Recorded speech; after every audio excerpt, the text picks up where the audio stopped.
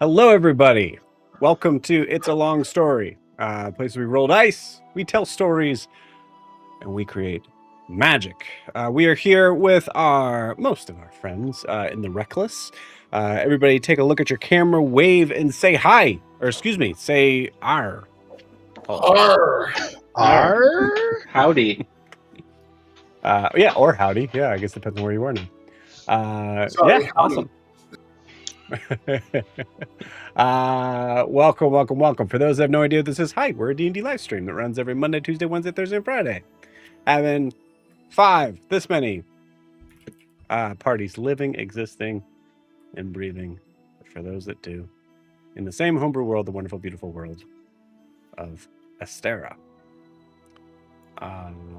Yeah. It has been a pretty exciting weekend, gang. We'll kind of hold off on any sort of major announcement stuff, but it's been pretty cool. It's been pretty fun. I'm excited for. I have no way of explaining this, but excited for some future stuff that's coming down the pipeline. That's all I can say right now. That is evil. I know.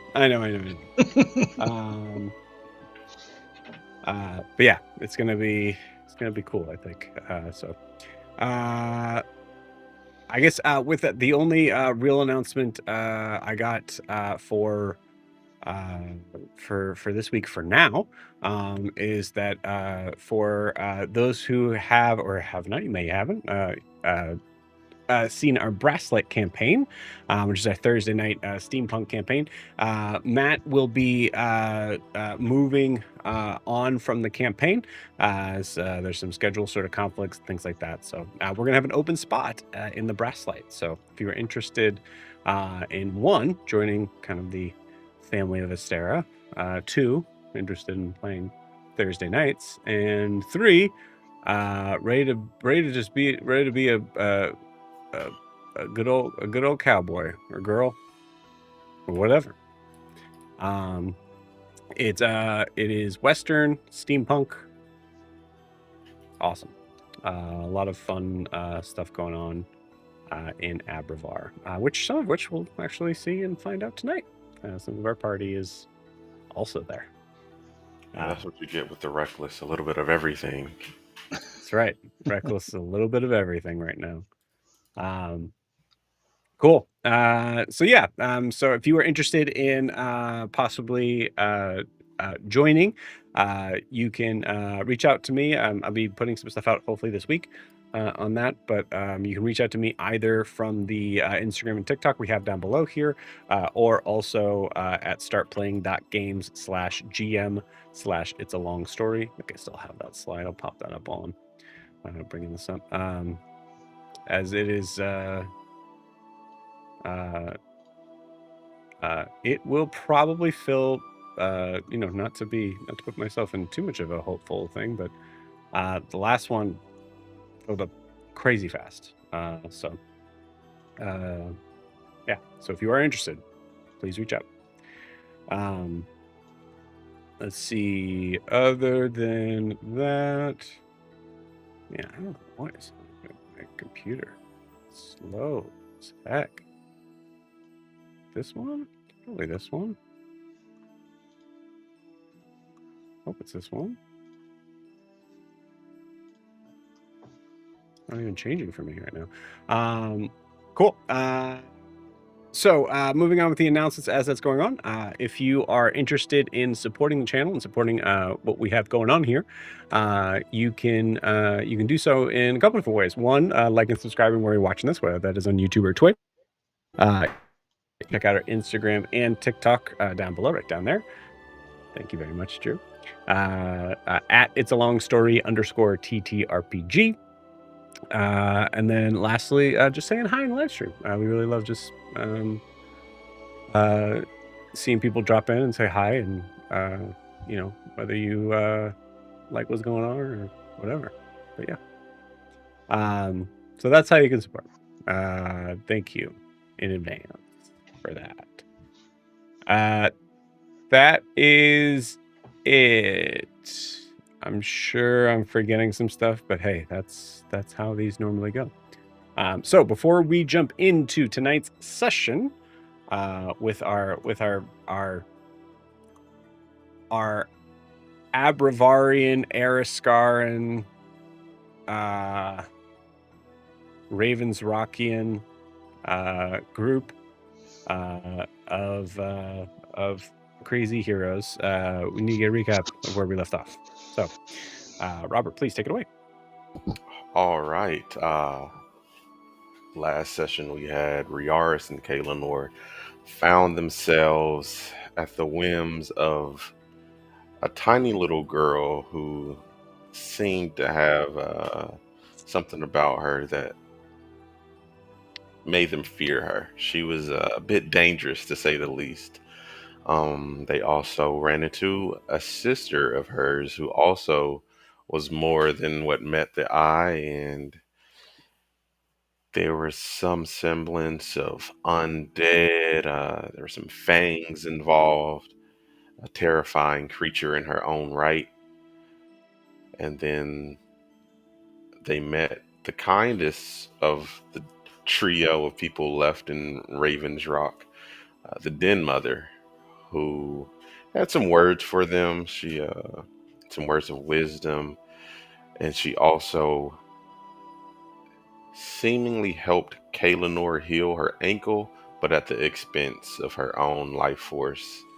And apparently, she's just been on the decline ever since. I believe it was a staff was taken from her, either taken or Yeah, given. We don't ruthlessly know. stolen. Yeah, just prod from her decrepit old hands, You are in broad terrible. daylight.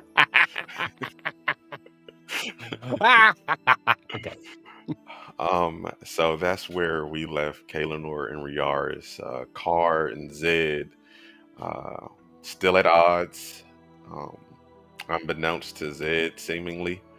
I'm not sure how well he's picking up on that, but they are getting fitted. They are getting decked out in some nice clothing, and pretty much taking in the land and figuring out where they are, getting a bead on what's going on in the area. Carr seemingly finding that the relationship these people have with the dead is a bit different than what he's used to. So he's trying to uh, navigate that without offending anyone, but also, satisfying his curiosity of what's going on. Zed's curiosity is leading him into the world of firearms and power tools. There's chainsaws abound, and I believe he got his pistol. No, yeah. Yeah, okay. Yeah. He's working on it though. He's He's working on it. Um, and also there seems to be a mysterious figure that has noticed them as well. So it's only a matter of time before they run into each other. Uh, Horus and Ogra have found themselves in a bitter predicament as well. Ogra is still incarcerated. Um, but her good friend Horace went and visited her and discovered that they have put her up to a mission to, I guess, maybe work off her debt to society. But Horace, after mingling with a tailor in the town, an orcish tailor, has discovered that that is not particularly legal. They can't just do that. Mm-hmm. So now he has found fuel to either raise a fuss and bring unwanted attention to the guard and what they got going on, or perhaps he can broker a deal with them in order to get his dear friend Ogre back. And yeah, I think that is pretty much where we all left off. Okay, cool. Sounds good. Thank you very much, Robert. Please take that point of inspiration. And I mean, seeing as you are the only current PC in your predicament, I would say that's probably going to come in handy even tonight. So, Awesome. So, anything else to add?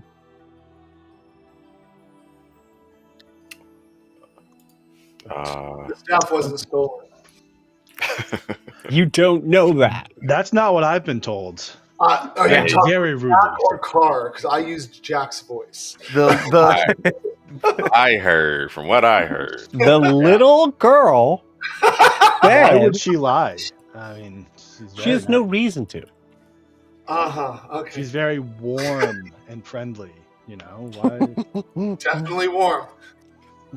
Yeah, there's some stuff going on there.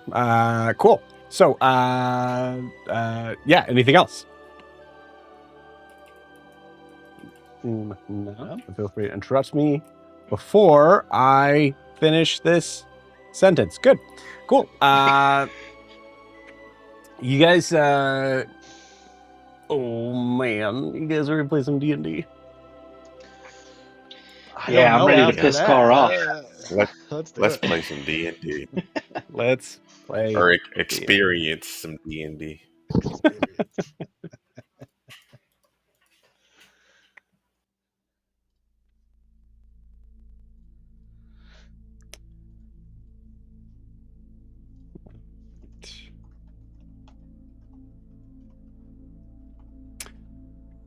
Riaris. We are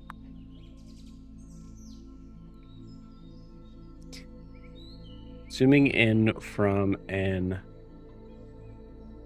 abandoned, ruined town. Most of the area itself having these various sort of spots of not only decay, but these like blackened wood. There's a church that seemed to have this this fire that had taken place some months, years ago. As we see the camera kind of move over that position, we see a tiny little female picking up some sticks and whipping them around as she's been given a task, truly just to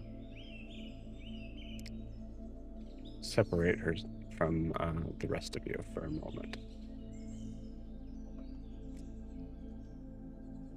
The camera continues on towards a fire pit where we see figures, even though it is the middle of the day, probably about noon actually. At this point, the fire seems to be surprisingly warm, considering the climate that at least Kaelinor is used to. And we see sitting around that fire is Riaris, Kaelinor, and another figure, thin, athletic frame, very serious-looking face, as Eliane goes into the story about how the world was created.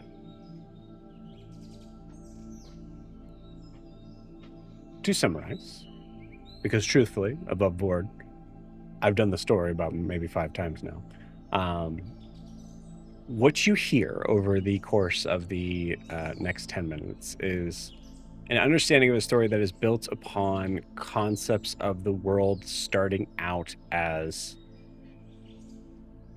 a decision made out from 4 superior beings. One of fire, one of water, one of earth, and one of air. Eliane does not mention names, but she explains that this world, how we know it and perceive it, was built as a monument, monolith, other things that is was truly designed to be able to have beings that would worship them. Of the sea and of the air, of the earth, and of fire.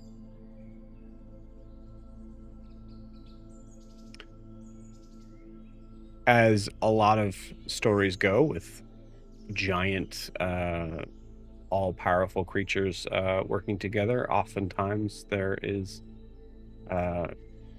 moments when it is clear it is not going to work out, and this story moves quickly towards that.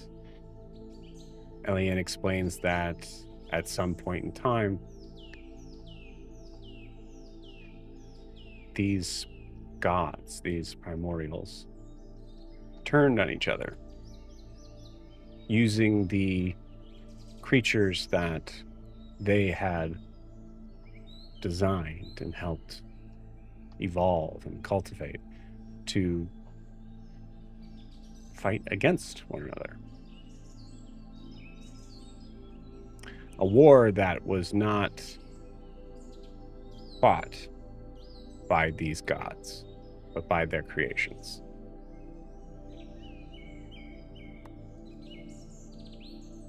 Thankfully, the story ends in a very, I guess I would say, interesting fashion.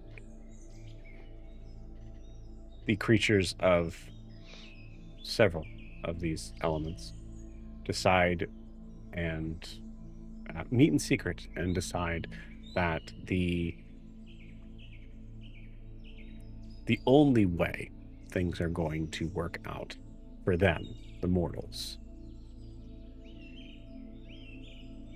is that the primordials are dealt with. So, instead of fighting one another, they build a plan, working with some figures of other planes, specifically the Fae, to try and find a way to capture, trap, imprison these primordial beings.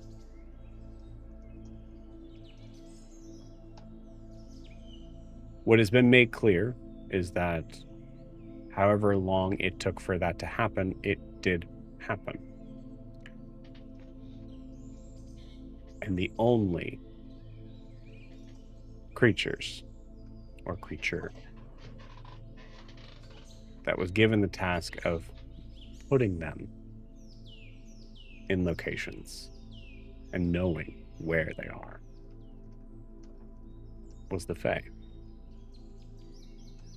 Because it was decided that no mortal, at least no one on the material plane, could be trusted with this choice.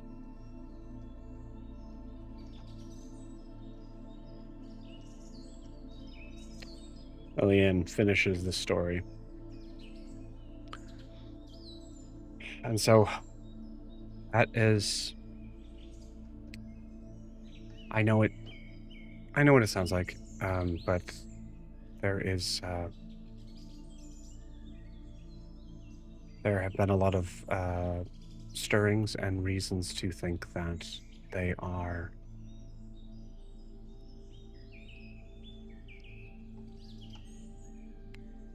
appearing, whether in their own prisons or making themselves known in some other way. And she gives you a look that kind of clearly gives this sign of, you don't have to trust me in saying this. You don't have to believe me. And it's our understanding that that my sister is the housing, the vessel of one of these primordials.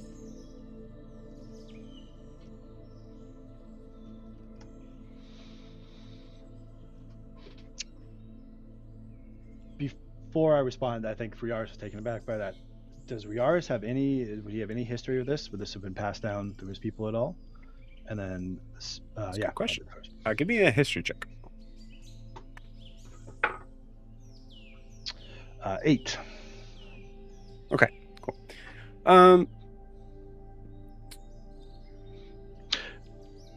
There is some. There's a lot of general legends that you were taught when you were a kid that were just legends. And I think in the concept of identifying what would be true and what wouldn't be, there's definitely not enough to be able to point it at something that you were taught. Some of the story of this, sounds vaguely familiar, but not in a way that would be specific. Mm-hmm. That makes sense. I think the other, and maybe I should have said as well, as I think I would have also asked, when thinking of that's vague and not understanding of it, would have asked Talia if she would have known anything about this as well. That maybe was lost in translation over the centuries. Okay. Yeah, give me a religion check.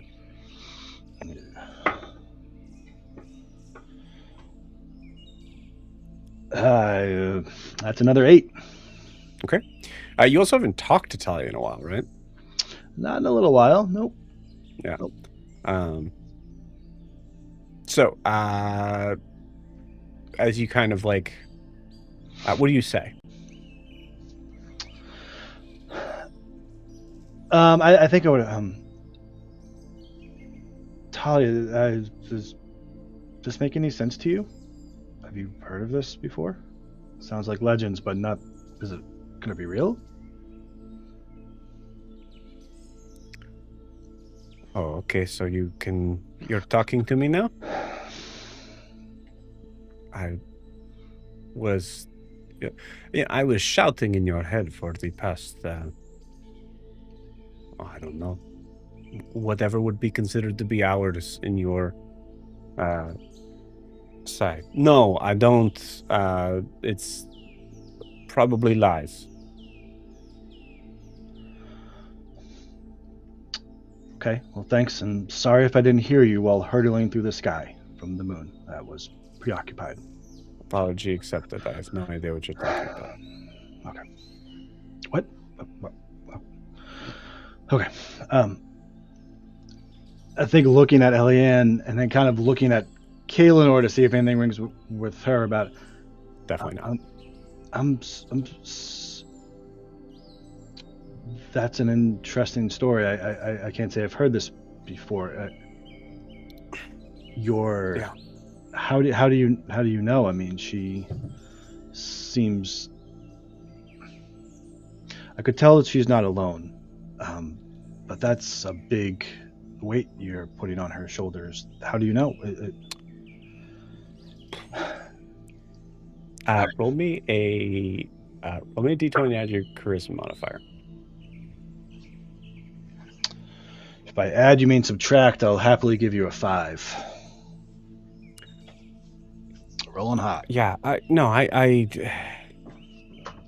everybody thinks they're important. I get it. I'm not trying to put that. Trust me, it, like you said, it is clear there's something in there, but I don't know.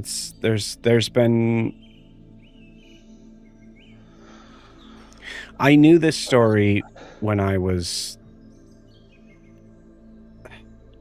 younger, and trust me when I say I was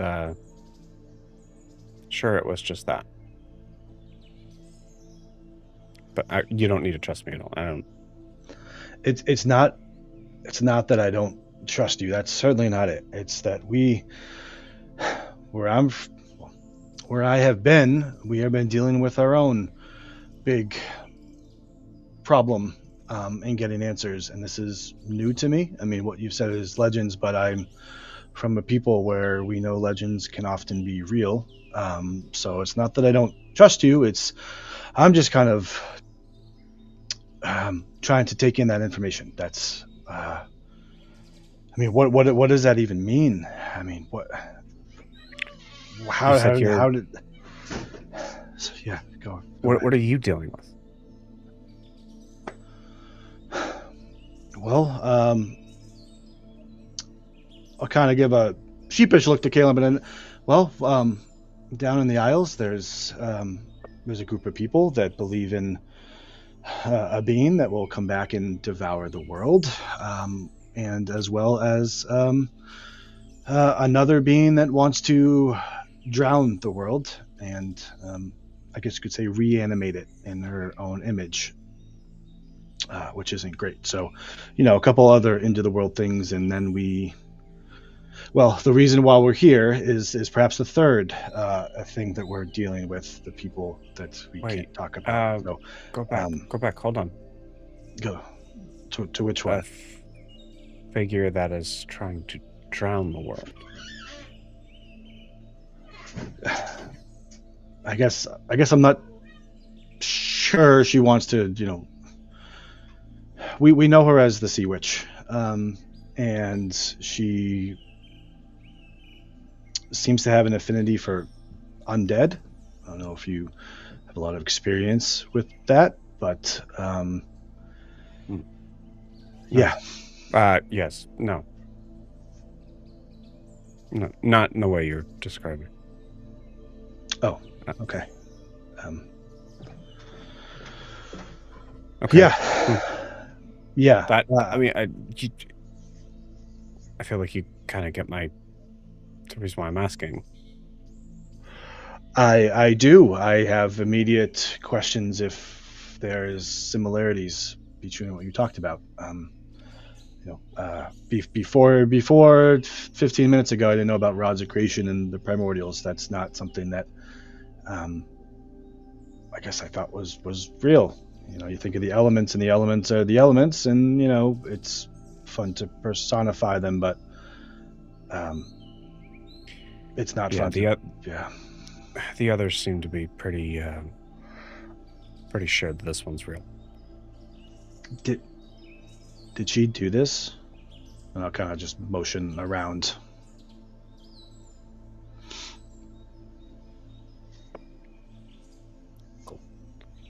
No. No. This was. I don't really know what happened here. The only person that really seemed to, I don't know. We were brought here after. We were brought here. She told us about, we're from a crew from a boat, and she had said she was part of a crew at one point, and they had brought her here and left her here. Did they have something to do with this? Is this? Do you have something? What do you mean? I mean, they didn't. They didn't leave her here. They have a job. We all have jobs. They have a thing to do. It's still the same. We're working here, and they're working to figure it out over there. She told you that? Yeah. She seemed upset by it, but I don't know. I don't know which one is worse, her being upset by it or not being upset by it.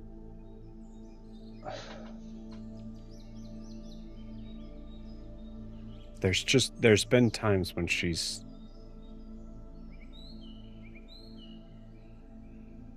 definitely hasn't been herself.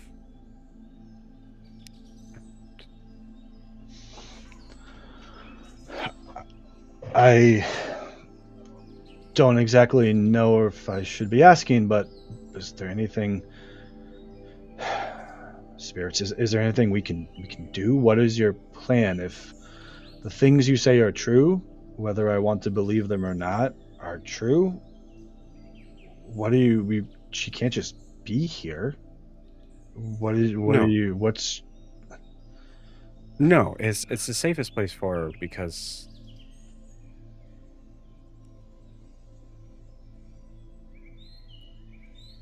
just trust me when I say it's the safest place for her right now. But I know it's not that. It's not that. God, I feel like Ianthe would be better at explaining this. Who's that? I don't know. Oh, just this. Is that like one of her old crew? Yeah, an extremely ridiculously disarming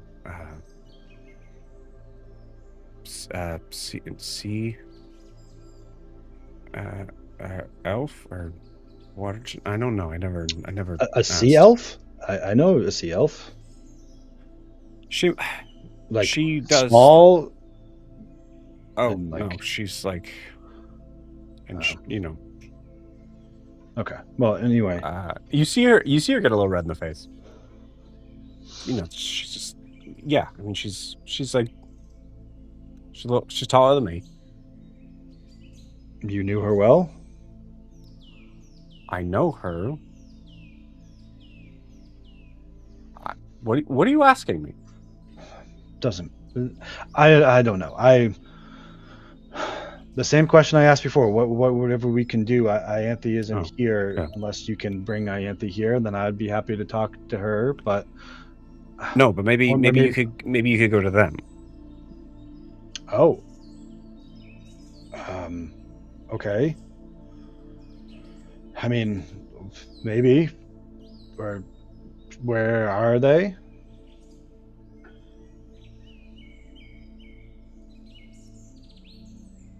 I don't really know. They explained it to me, but I didn't really.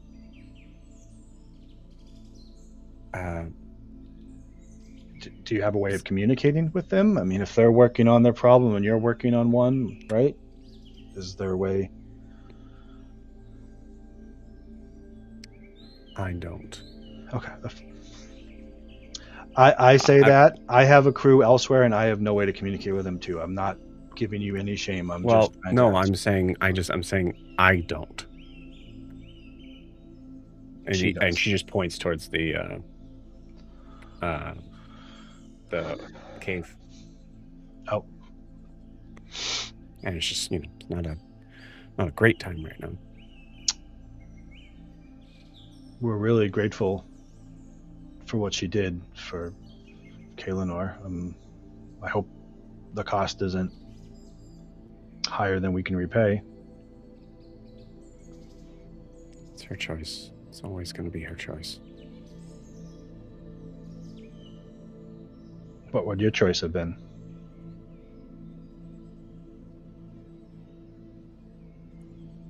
If I was her? Mm-hmm.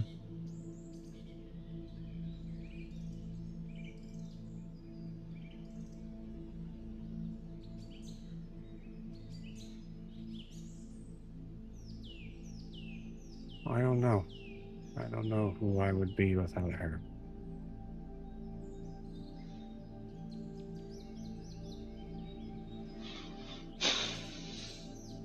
I understand that.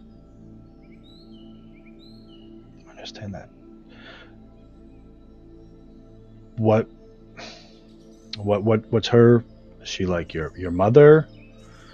If you and Alyssa are a sister, what's her role in this? Sister. Right. What's Den Mother Udris's role in this? How did you two and... She's my teacher, mentor.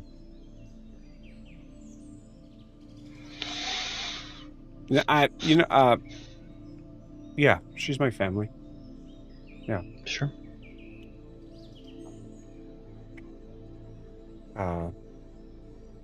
You know what? Speaking of that, I should go. I should go check on her. If Alyssa comes back, just tell her where I'm. Okay. Okay. If you need anything, we're here. So. Don't wander off.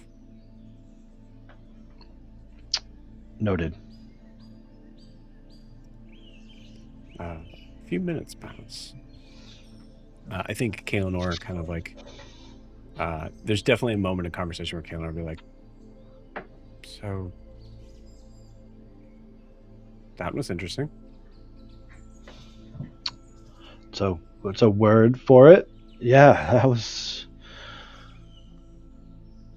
Does it ever just feel like it just, you're just digging a hole and it just keeps getting deeper and you can't ever dig out of it?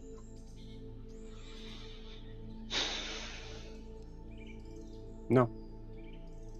But I can understand why you would think that. Yeah.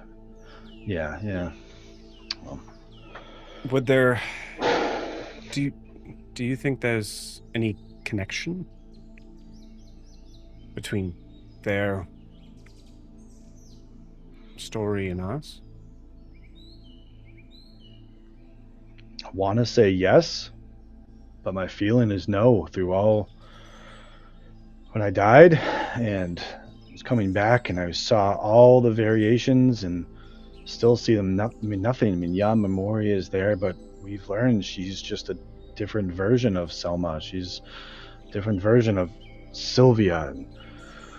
Are any of them? I mean, maybe they're all the same and just, I don't know. I mean, it kind of feels like we've had our own world-ending thing, and maybe it is related. Honestly, Kay, I don't even know anymore. I mean, well, you remember where we were, like, this morning? I mean, there's a lot that has happened. I don't even know. I mean, I think the only thing I can say is, why not? Why not? We can't say no.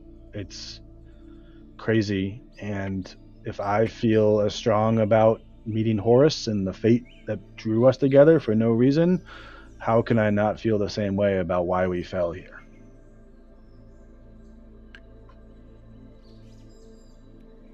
Do you...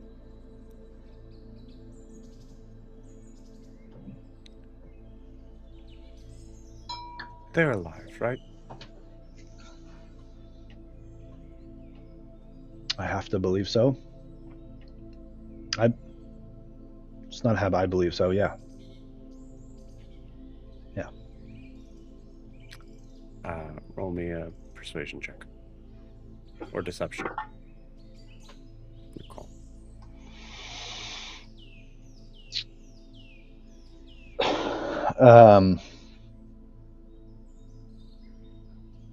Just thinking if I want to roll. It's got to be persuasion. I do genuinely believe that, but it's we're just in crazy eights tonight. It's another 8, so. And they multiply, right? That's their session. That's what it is. Every time it gets bigger, it explodes. Okay, great. Cool. You see Kaelinor kind of just look away. The hair kind of just goes a little bit over her eyes, and you don't see her say this, but you can hear her as she's kind of like turned away from you. She's coming back. Do you? I think I just let the question fall without asking it. As I wait for her to come back. Is this enough? Wow, you're really strong. That should be good. Thank you. Yes, I have gathered so many sticks. Drops them to the ground. That's all I've been doing for the past 6 months. Alyssa, get sticks. Everywhere. Well, sometimes when you're really good at things. Or Ianthe, or Titian, or Eliane.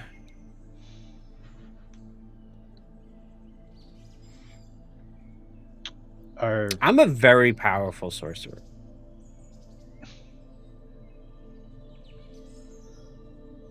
I can tell.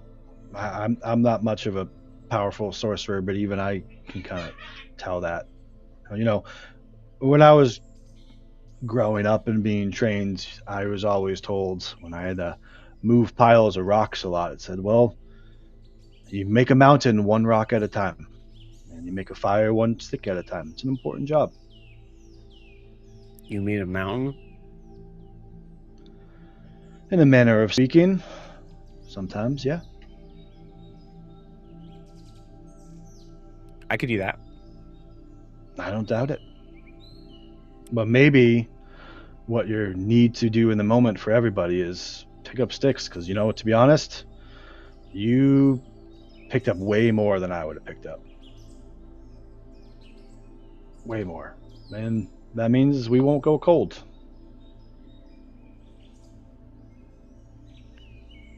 Titian taught me how to pick up sticks.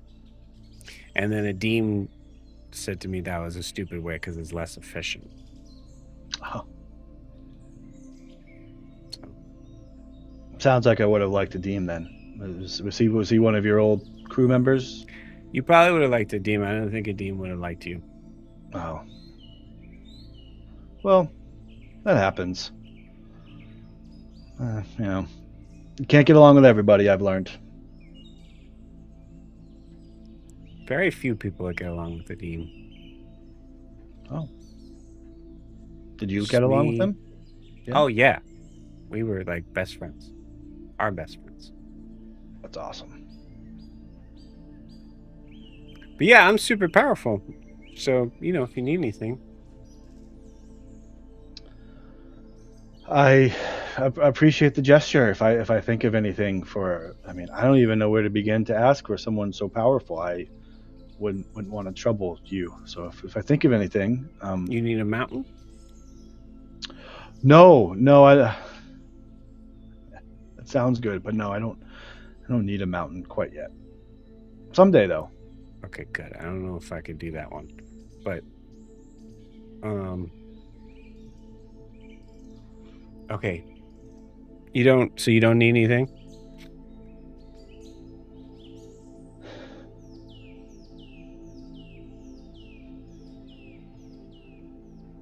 I not at the moment.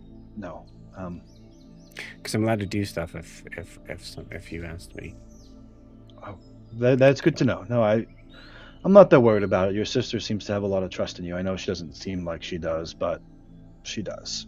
And I appreciate that. But I think right now, Kaelinor and I are just trying to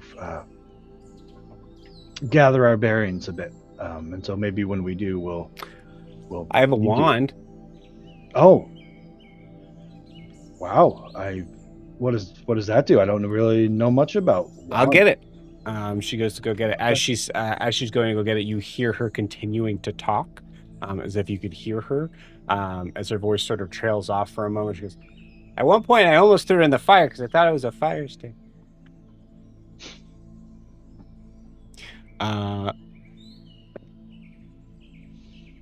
Cool.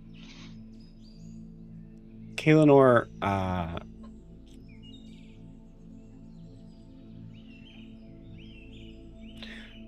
you see Kaelinor kind of turn towards you and look like she's about to say something, and then just no, never mind. That was stupid. I'll move closer to her if we weren't close. I imagine we weren't super closer. Just try to. How's your leg? Still good?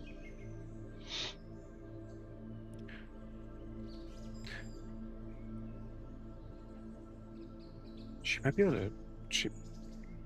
She might be able to reach to them. Yeah, I think so too. But I don't. I don't. Honestly, I don't know if. No, you're right. No, it's stupid. No, it's not stupid. It's exactly what I was thinking. I'm just nervous from what we learned. But I think that that's the right course of action. I'm not sure I'm ready to do it yet.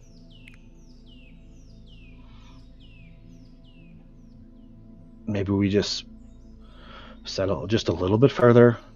Just figure out, let Eliane come back. And then we can ask.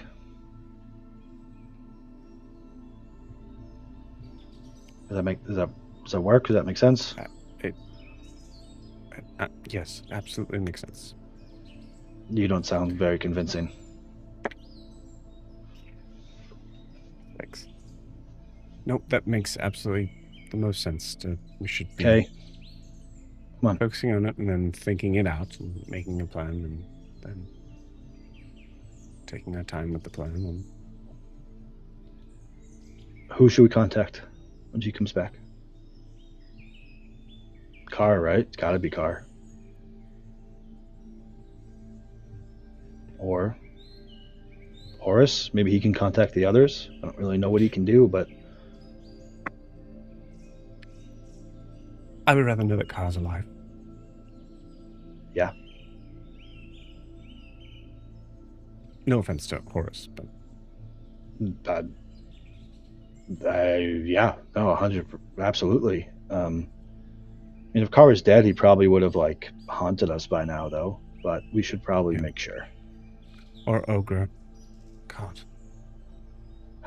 But Ogre, the chances of that going wrong are I think too high. We think it's gotta be Carr. You don't know. There's a possibility that she's become, high chiefess somewhere by now. What, in a day? I don't know. It's better than the alternative. Yeah. Okay. When she comes back, let's ask to see if she can send a message. Just a small message. That's all. Okay. I will go to put my hand in hers and just kind of give it a little squeeze and just it's gonna be fine. All right. We're roll me an insight check. Of course. 15. Okay. So I obviously having to play into Naz's version of Kaelinor a little bit, but I feel pretty strongly on this. Kaelinor is aware that this could be a bad idea. I think she's probably a little bit she's a little bit embarrassed about it. There's a tiny bit of shame in the idea of who this may put in danger. Mm-hmm. And so anyway, that's how I found it again. Oh, that's wow. It's crazy that you found it. And just kind of give another little squeeze to Kaelinor's hand and kind of nod. Yeah. Yeah. I mean, how could I miss it? Like I said, it poked me in the eye. So, were you listening?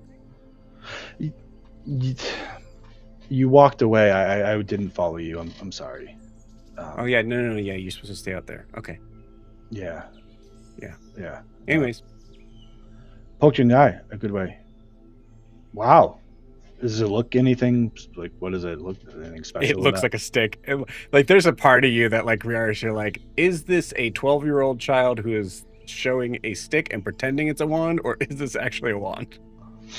You give me an Arcana check if you want. Sure. Nah. No idea. It's a 4. Yeah, I think there's the absolute aspect of Riarish is oh, that's like when I used to play with wooden swords. Cool. Right. Nice. Great. Yeah. Cool. Well, I seen it. It makes sense why you would have just thrown it into the fire. I mean, it does look so similar to all the sticks. Yeah. Wow. But it's not. I got it from a goblin. No. Really? Yep. That's crazy. I know a goblin. I know a couple goblins. Was he wearing a helmet? No, I don't think so. Goblin I know best is a girl. So probably wasn't the same one. No, I don't think so. Yeah. I don't But know. that's cool. You know, I'm gonna make sure to tell her when I see her next about this goblin who gave you that wand. I think she's gonna be pretty excited. But when I tell her, can I tell her what the name of the goblin was? Just she likes to know other names. Like, what was the goblin's name? I'm not trying to. Curious. She loves. Okay, want to say me no? Okay. The truth of the list is goblins usually have kind of funny names, so I'm kind of interested about it.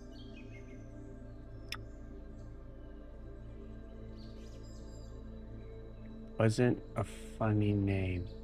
Oh.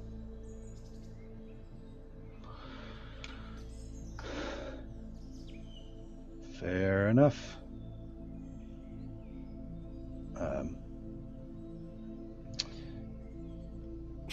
She just stays staring at you. Yep. Weirdly accusatory. Like, how dare you? Man, Hold on wow, one it's a little. second.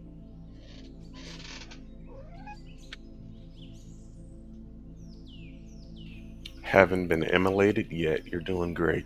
You're doing great. While you had change topic, but while when you had walked away, you know, Kayla and I actually thought maybe there was something you would be able to do for us with your. Okay. Sorry. Are you able to contact other people? So like you we're separated from our crew, and we'd love to maybe get a message to one of them to make sure they're okay. They know we're okay. Is that something? I don't know. I there was a time where I was sending Ianthe a lot of messages every day, and then at a certain point during the day, it seemed like it just stopped working.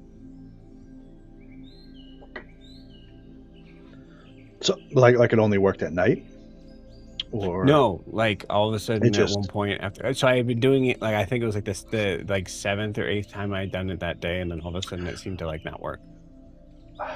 Okay. I bet you could like feel a little different, like almost like you're a little empty, like you're just trying to. I can do some nowhere near where you were, and sometimes I feel like I'm trying to do something, I just don't have any more energy for it. Was that like what? Oh no, it's not like when I do the bad thing. No. Okay.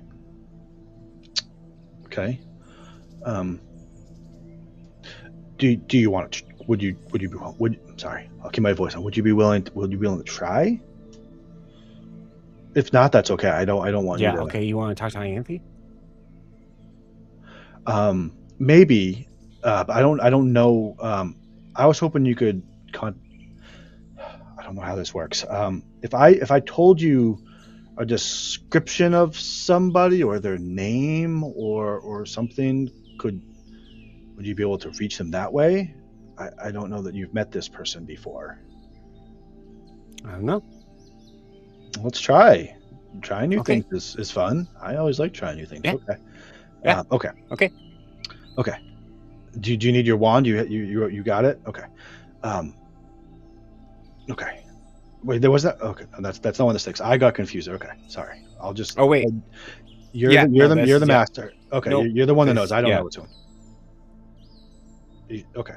It's this one. All right. His name is Carr, and then I will describe Carr as what he looks like. You see your eyes are just getting really wide. Yeah. Okay. Cool. Okay. Can you? So if you can, we'd like to say, hi Carr. It's Riaris and Kay.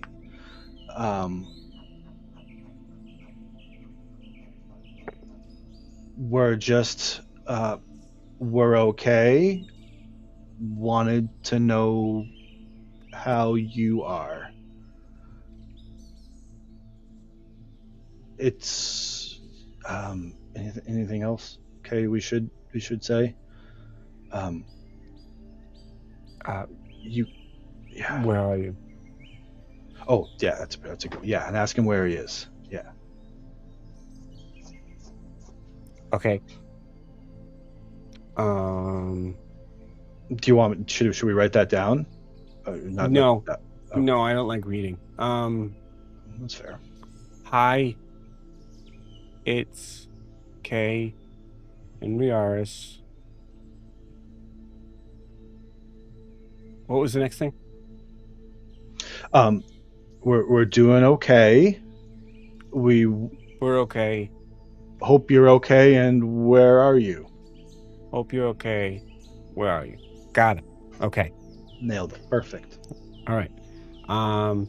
Okay. All right. All right.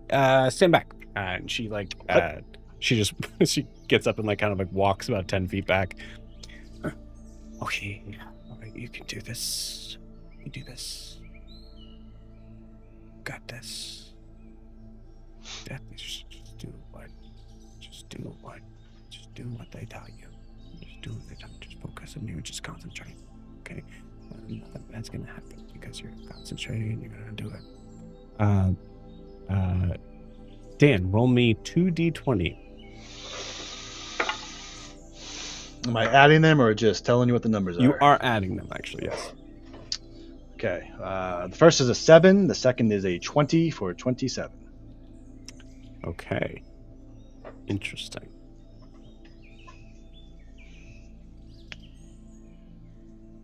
All right. Awesome. So, oddly, you're actually not that far away. So what I did for this roll, because it's just full on wild magic, is that I rolled 2d20 and you rolled 2d20. And of the 2d20s, if we're within a certain number with each other, it would work. I happen to roll a 24. So you are very close. So in that context, what I'm gonna have each one of us do here that is here, 24. Yeah, so it's within 3. So yeah, we'll do this. So Drew and Robert, go ahead and roll me a d20, and then Carr, roll me d20 with advantage.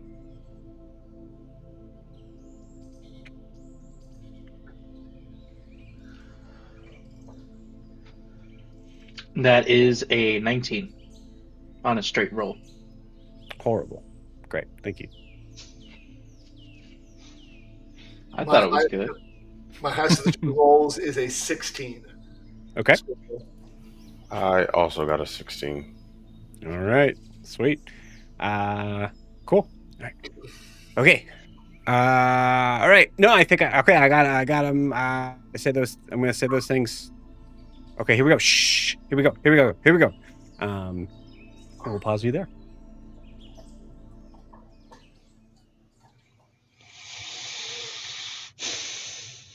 Sorry for killing your car. I didn't mean to. You know, I'll get to you faster if you do. So, it's okay. Some gallows humor. That's funny. Cool. All right. You know what? Yeah, that makes sense. Let's do it.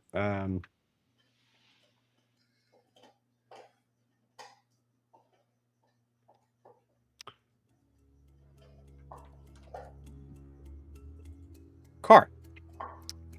First off, the scene that we come into is a vastly different look as Zed and Car are coming out of the shop of Maisie's, a very high class clothing store in the city of Madura in the country of Abravar. A country that for everyone in this campaign wouldn't have really known this existed. The desert landscape has been interrupted by this incredibly ornate, sophisticated in some areas, especially the area that we're in right now, city that is fully, totally desert locked, we'll call it. Car, as you are exiting Maisie's shop, we came up to a moment where you had spotted, with an incredibly good perception check, a figure that was staring down from a high rooftop. A figure that looked something like this. Yes.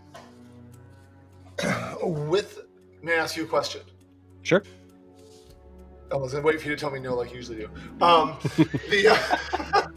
With that incredibly high perception roll, does the blue in this character's monocle look anything like the blue of all the other eyes that I'm thinking of? Excellent question. I would say, you know what? Actually, give me an Arcana or Investigation check. Okay. Arcana's 5. I'll try Investigation. 15. 15. It is a similar shade. Okay. I try not to. I mean, I clock it, but I don't really do anything as far as looking at them. Mm-hmm. I assume that, does it seem like Flinch and me and Zed are going back to where we came from? Yes. I assume we're on like some kind of patio. Is there any kind of like overhang? Like, is there like, what is in front of the store? Is it a patio? Is it open? Directly in front? Yeah, I think there's probably a little bit of like a roof, sort of like overhang from the side. From this direction, actually, especially if given that kind of like storefront sort of look. Mm-hmm. The building across, though, no. Okay. Very like industrial looking. Perfect. As we're walking, as we approach one of the columns, Car says, "I'll be right back." And then as I pass the column, so he can't see it, I dimension door. To them, it looks like it becoming a spirit and vanishing. To him, I'm just not on the other side of the column. And I walk up behind him and say, "Hi, I'm Ashwin." Oh, shit. Fuck. No. This isn't what it's, I'm not, don't kill me. I'm not them. I'm not, Define them. Because you look like them. You look a lot like them right now.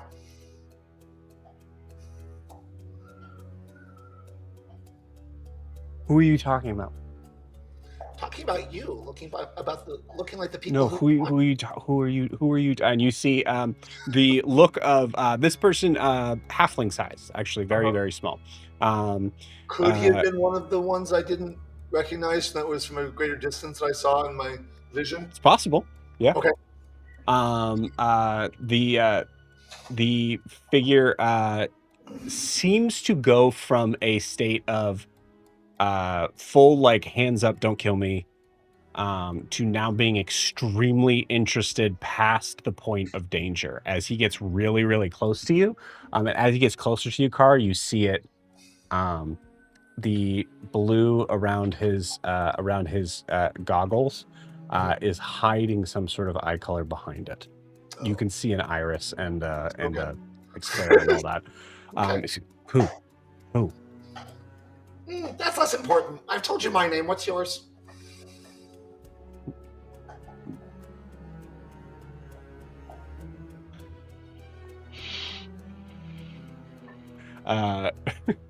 Roll me a deception check with advantage, because you're not really giving any information. Deception check with advantage. Okay. Yeah. I'll take roll 25. 25, cool, yeah. Come on, man, I was so close. Nothing? Okay, all right.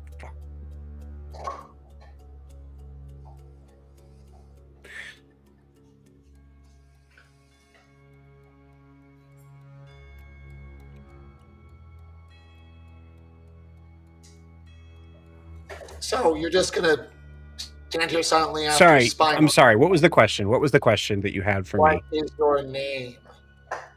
Oh, Garrus. Garrus. Okay, nice to meet you, Garrus. Why are you interested in me and my friend out down there? Or is it Flinch you're interested in? What? I don't... staring What? at us.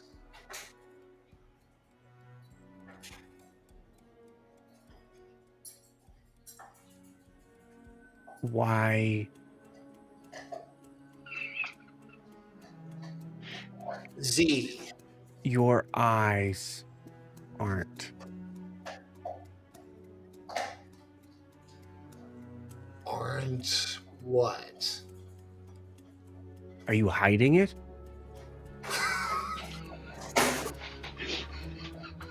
Not exactly sure what you're asking me here. I'm asking you what you were asking me. My name is Ashwin. No, that's no. That's what I was asking Okay. you. I saw it, okay? I saw it. Saw it? I saw it. Last night. I saw it. Oh, when we arrived. Okay. So you saw us come. What else? Okay. Yeah. You tell me, give me something, okay? Because I've been looking for years, okay? And For you gotta what? give me something because I saw what I saw. And I'm I not don't know crazy. what you saw. I'm not sure what you saw. Fine. Okay. All right.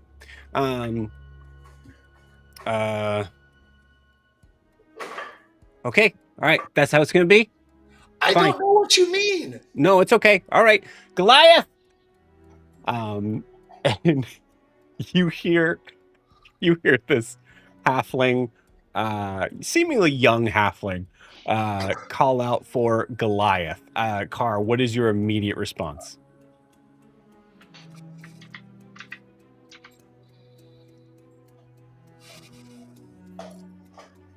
I'm frustrated but curious is my immediate response. I am.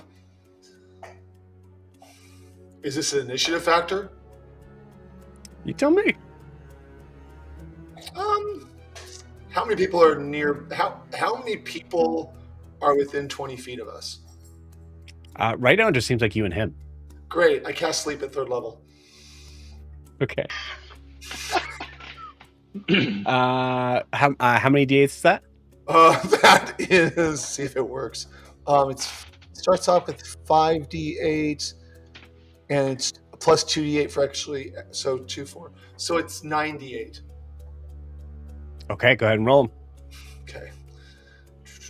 Let me mark it off first before I forget. D8's 9.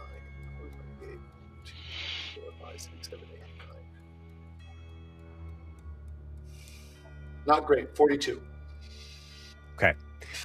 With a 42, you cast the sleep spell, and you seem. Whoa. No.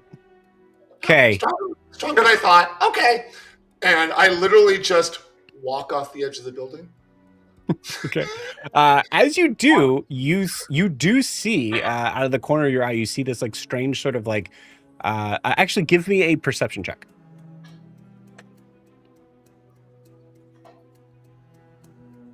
14. 14. Okay. 14 may not cut it. Nope. Okay, cool. It is something that you see all the time, and often, it's a for some of your people, it'll be definitely a momentary sort of snack and things like that. Like you see what looks to be like some sort of insectoid creature that is about this big, like about the size of a baseball. But with a 14, you notice that there's a strange sort of glint out of the corner of your eye from this creature. Like it's glowing, or like it's reflecting something, or it's shining. Or it's like reflecting something. Reflecting something. Okay. Can I make... It's just... Yeah. It's just... I try to... Before I jump off, if I see this creature coming, I just look at him and say, "You're very annoying." To Garrett. Okay.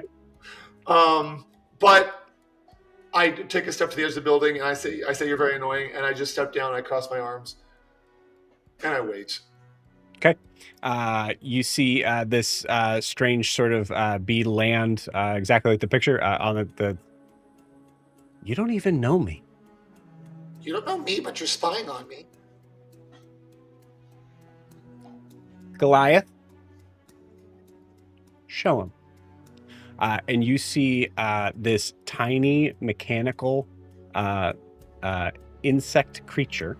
All of a sudden, just you see this like little sort of screen that seems to kind of shoot out about maybe like 3 feet from his eyes, and it is entirely an extremely grainy picture. Instead of it being black and white, it is green and black. Or sorry, excuse me, light blue and black was what I meant. That same sort of like look as the lens. And you, I will say, carrying over that perception check, it is an incredibly grainy vision of what looks to be something that would be kind of astonishing to Carr in some aspect, but it is a video that is it seems like there's maybe a flash of something, and then like 3 black dots seem to fall down to the bottom of the screen. Okay. And then it shuts off and he goes, see? Yeah, I see. I'm still wondering what you want from me. That was you. Yeah. And one of my wings like flies out. I'm like, I can fly. Had a hard landing. That's not very uncommon. No, the flat. I'll play it again, and he has it go again, and you see it like again. There's this like little like you could tell, no one. No, like I mean, you get the idea. Like it's very UFO, like sort of like no one could really tell what this is. Yes, yes. Do I spot any of this by now? No, this is all up on the roof. We're gonna come to you in a second, but all of this is up on this flat roof where it's just you and him and Goliath the bee. And yeah, you see it again. Like Carr, it's enough with that 14. I'm gonna say it's enough that you're like, yeah, I think that was me. But no one else would discern that. I'm like, okay, so given my discussions with other people here, the term magic seems to be not unfamiliar. You've heard of magic? He points to Goliath. Yeah. That's magic? Weird magic. Okay.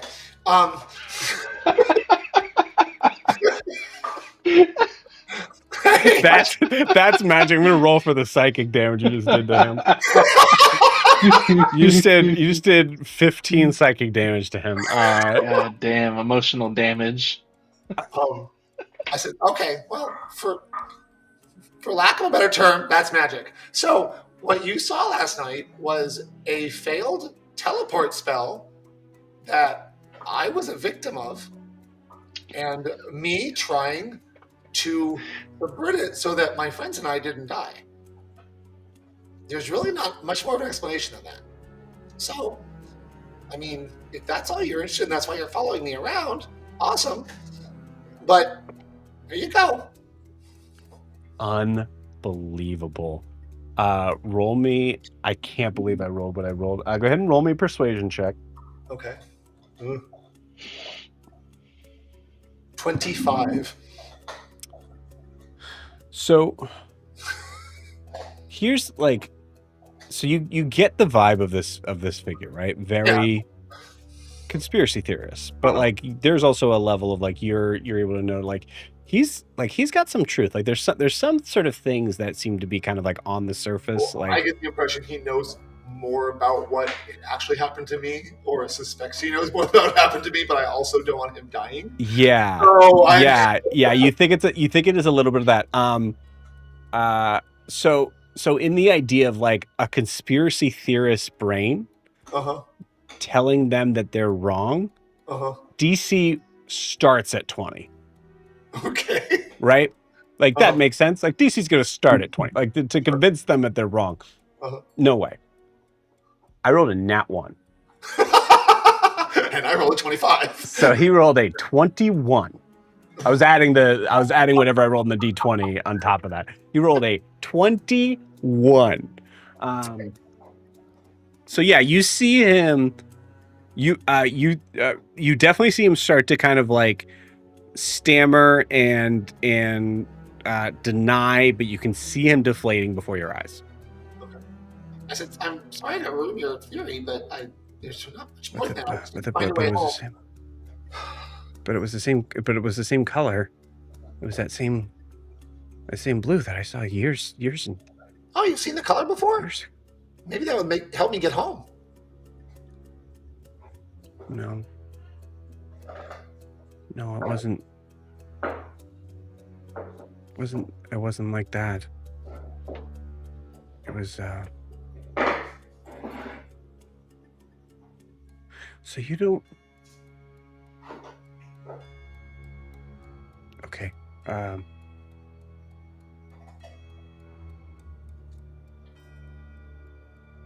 Wow. Okay. Yeah. No, that's Garrus. You're right. I mean, that's the. Okay. Yeah. All right. Sorry for Was the color you saw close to the color that's coming from the lens on your eye? Yes. Okay. And I just kind of give him like a cock of the head. And just to like string him along a little bit.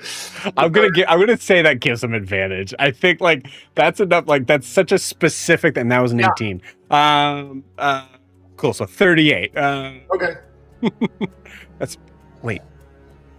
Why would you ask that though? Why would you think that? Why would you think of the eyes? You said the eyes. That's what you said. And you now you see he's like kind of like moved up closer. He's like kind of like in your face. Mm-hmm. Well, as much as he can be. He's like 3 feet tall. I'll crouch down a little bit. Yeah. Okay, just give me a simple yes. That's all I need. Just a yes or a no. To what question?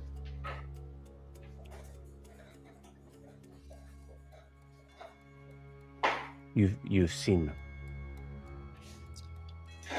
I have seen the color you've mentioned, and it's very dangerous for you to talk about it anymore, and not from me.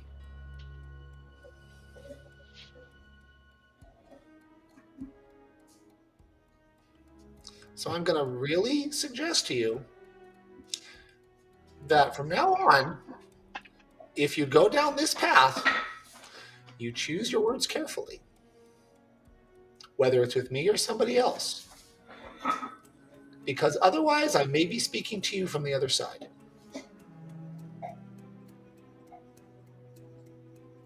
Holy shit. I was right. Careful. You need to keep that under that cute little hat of yours. Thank you. Yeah, I'm gonna pause you guys there for a second.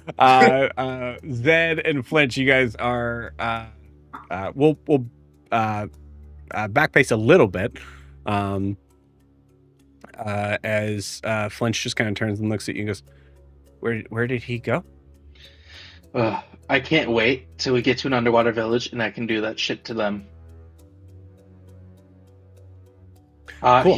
Not an answer to my question. Well, he's a bird, so he could go vertical, he could go across, he could go No, through things. I trust me, I'm trying to keep a close eye on you guys. I just saw him go through that wall. Well, okay, let's take a step out and look around. We'll probably see him. He magic. That's what he does. Okay. All right. Okay. Yeah. All right. Got it. And you guys kind of like are looking around, sort of circling the building for a little bit. Do you see anything? No. Okay. Don't like the tone very much, but It's just I feel like we would both have seen. I mean, yeah, no, he likes his own space and distance. Okay. Also, this medicine, really good. Oh, yeah, no, I that should I be. didn't even realize I'm missing, like, you know.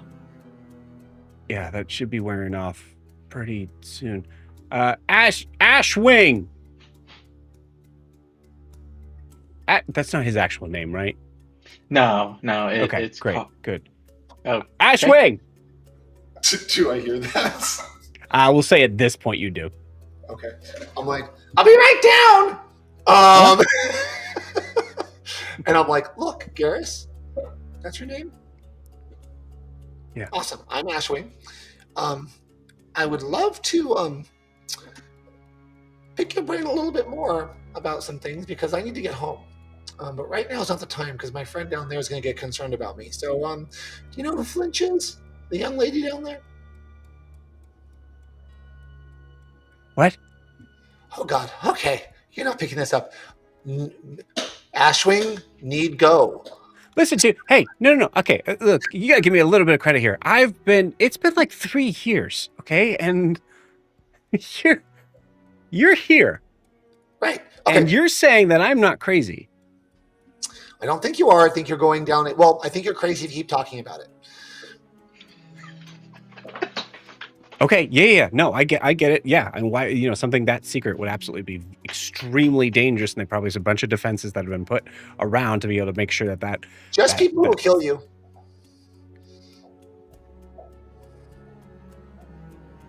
Right. Okay. All right. Okay. Cool. Yeah. What's next? What's next is I need to go back to my friend because they're calling and looking for me. So I'm going to go do that. And I would love to talk to you further. But Are you what am I? from I'm from the islands. them? From them. From the islands. Shasavi. The Aarakocra. Is that Shasavi? Is that what they're called? It's one of the. It's an island to the west. No. Wait. They live on an island? Who's they? Oh, the people with the colors? No, not one of them. No. Oh, okay.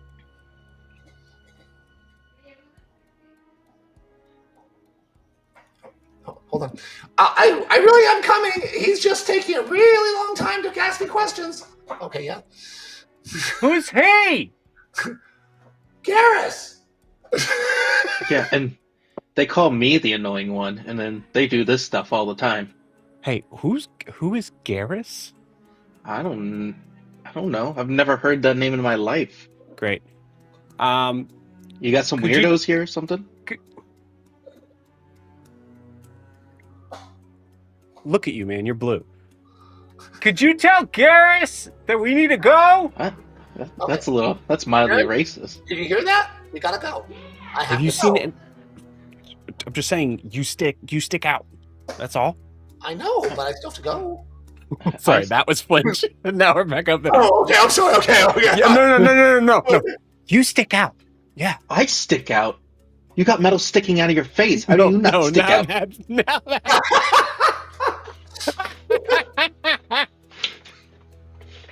I was trying to pull it together. I'm like, yeah, they actually both would We're say both that. just Yeah, having the great. same conversation. Yeah. Okay, where do I find you? I can get you home. I was hoping you would say that. Yeah. So I have some ideas of how I can get home. But I need some help. But maybe we can talk. I'm staying in. Hold on. What's the name of the city? Real quick. Madura. Let me find it. Because I wrote some notes down. Madura. There it is. I'm staying in the. I'm in the Rust Belt, right? When you're describing it, I'm in the Rust Belt. Yeah, technically you're on the outskirts. Would be a place called the Umber's Edge. Okay, so I'm near the Rust Belt on the outskirts of the Umber's Edge. I'm staying with this person in Flint down there. I don't know if that's some place that you know of, but that's all I know. Okay. All right. So you're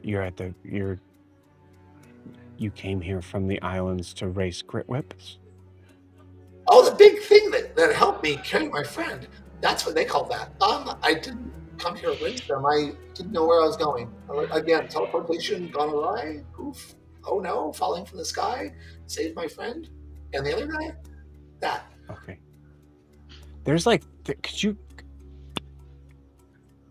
there's like 20 people that it'd be very, very useful for you to show up to, so that they would, talk to me again. But that's probably asking a lot right now. So yeah. Oh yeah, because I was told that if I talked about it again, I might die. So I may suggest that you don't either. I don't understand what any of that means. Do you know what death means? Yes. Do you want that to happen to you? Not now. Okay, so then maybe just stop talking about it for now, because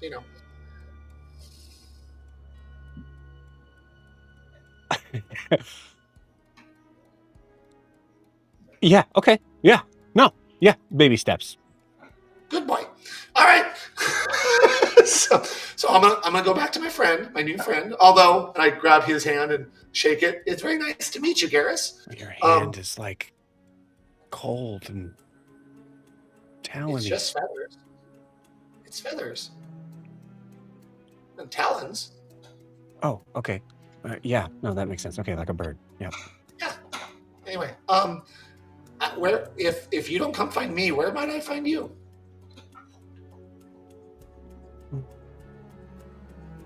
Here. On this rooftop, across from Maisie's. I will not leave this rooftop. Oh, you probably should go get something to eat, maybe. I get by. Oh God. Okay. Well, I do need to go. But very nice. I shake his hand. It's very nice to meet you. And as I'm saying, I call upon one of my spirits to whisper something in my ear that would give me something to inspire him if I said it, so I can give him bardic inspiration. Okay. I mean, honestly, a big bardic inspiration would be like, "You're not crazy." Okay, so then I'll do bardic inspiration and just be like, just shake his hand and hold it with both hands and say, "You're not crazy." And I walk over the edge and just float down. As he's just floating away at those words, emotionally. Cool. Yeah, you float down and you come to Zed and Flinch. And I'll bring my wings in. Sorry, there was someone spying on us. I wanted to find out about it. Thought it was best if I surprised him. Someone you know? I do now. His name's Garrus. Very nice young halfling.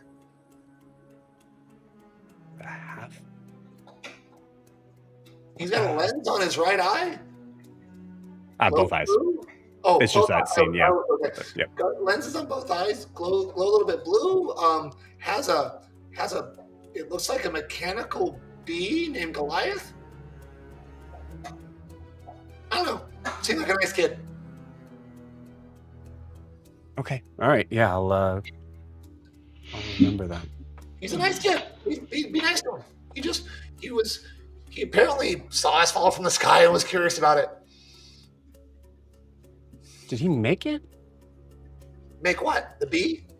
Yeah. Sounded like it. The way he was talking to it. And he seemed kind of hurt when I kind of suggested it wasn't magical. So I think it's his. You see Flinch has looked up as soon as you kind of like finish that statement, and you kind of get the feeling that the last thing you said, Flinch is not contemplating. Okay. Okay. Good. So sorry I left you. I wanted to surprise him because I didn't want him to run away. So I apologize. Nope, I'm ready to go now, Flinch.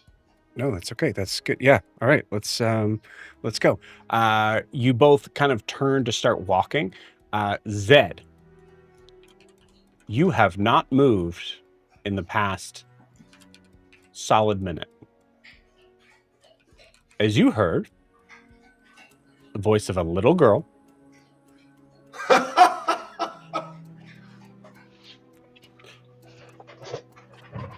Hi, this is Riaris and Kaelinor.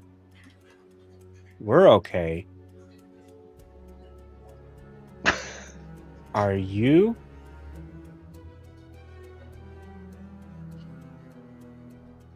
Where are you? I hope this is Car.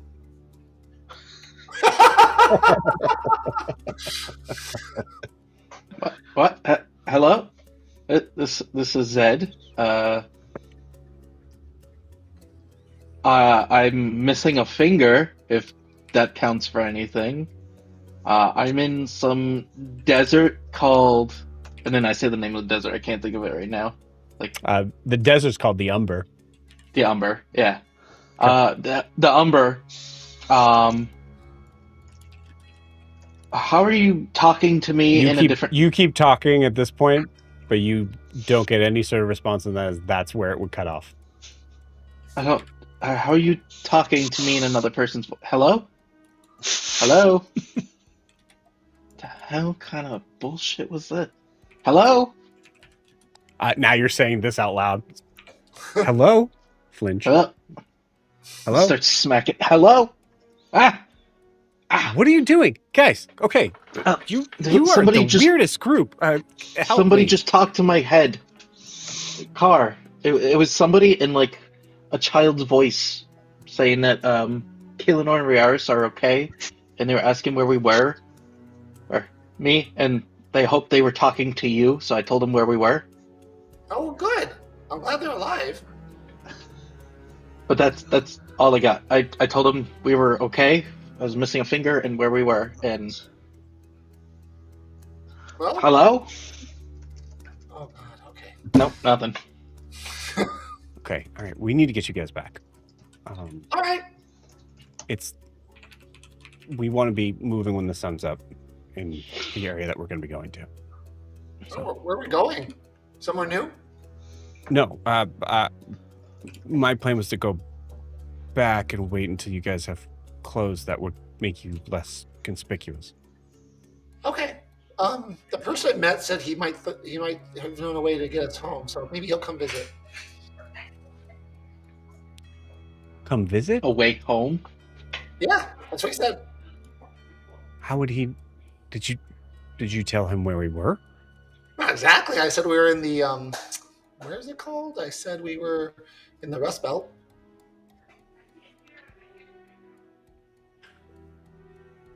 Right? Yeah, you said halfling. Yeah, well, he looked like a halfling. He was like super short. I haven't seen many of them, but I've seen a few of them. Okay. Are you sure that wasn't the spirit of Fang? If you think that I've hit my head so hard that I don't know the names of my spirits, or the difference between Fang and a halfling. Right. I'm just saying, Fang, you said, does like a lot of crazy stuff, like try to steal people's teeth, even though you can't physically touch them. This halfling seemed to be like a local, right? Yeah, I've never seen anyone with like on your eye, but this was over his eye with like a lens. It was a bluish color on both of them. It sounds like one of us. Yeah. Sounds like a local. I mean, okay. All right. I just like I said, like if he's, it's extremely dangerous to be wandering around the Rust Belt at night, but he probably knows that. So, all right, let's go. Okay. We'll pause you there. Okay. I'm like, I don't know what I'm doing. Actually, just for fun, Car, give me an insight check as we were switching over. Okay. Let me go. Insight 3. 12. 12. Okay. Yeah. Okay. With a 12, you consider that statement, and we move on. Okay. Meanwhile,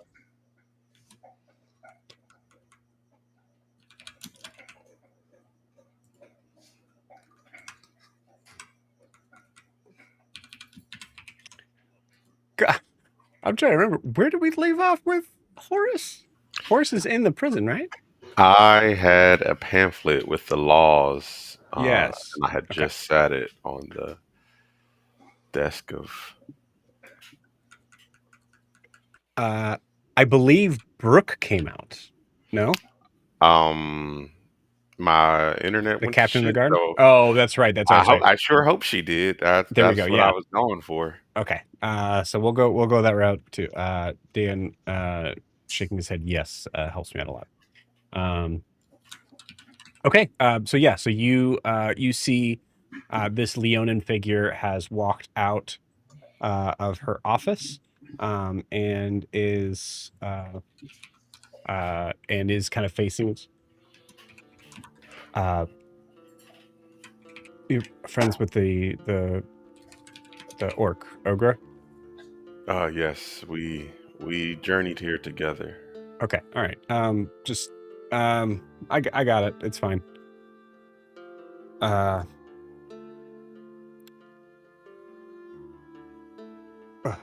Yeah, why don't you step into my office? And you go into your office. You see it is I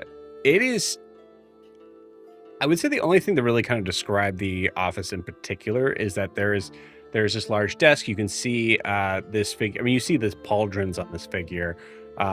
You see that there is a spear. There's a spear that is like leaning against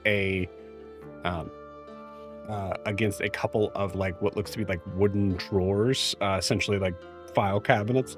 That one of them is opened to a point that I think as this conversation goes on, you kind of recognize that it looks like that drawer is actually so filled it can't close. And you see on the wall is a very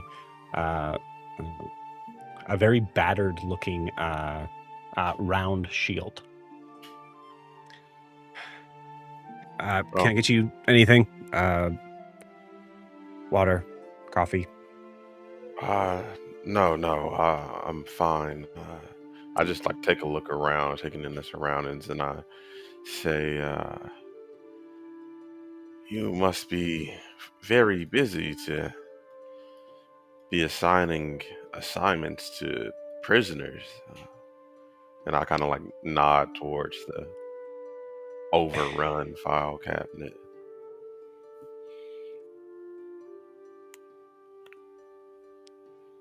That's a...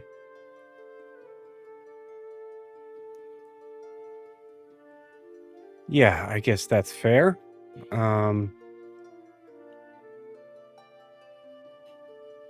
It was a choice. Your friend is in some trouble here. In my opinion, it is the better of the choices. But you know what? Yeah, if that's what you came here to talk about, that's yeah. We can make sure that her paperwork is filed out and have her sentencing done. No. Well, let's see here, because as it turns out, my friend and I, we also need a bit of help.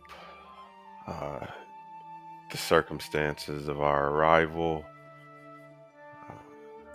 weren't in our favor. It was a bit of an accident, and we would desperately like to get home.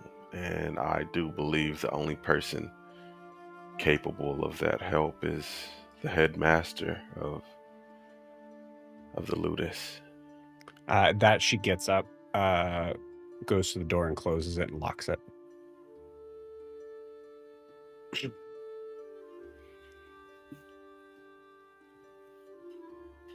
I realized that was weird.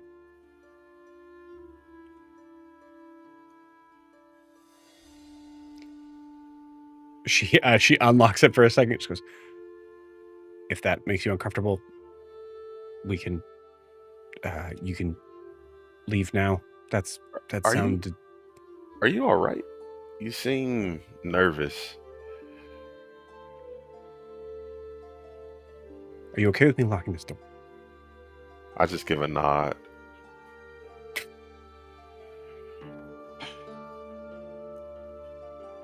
She comes back, sits down.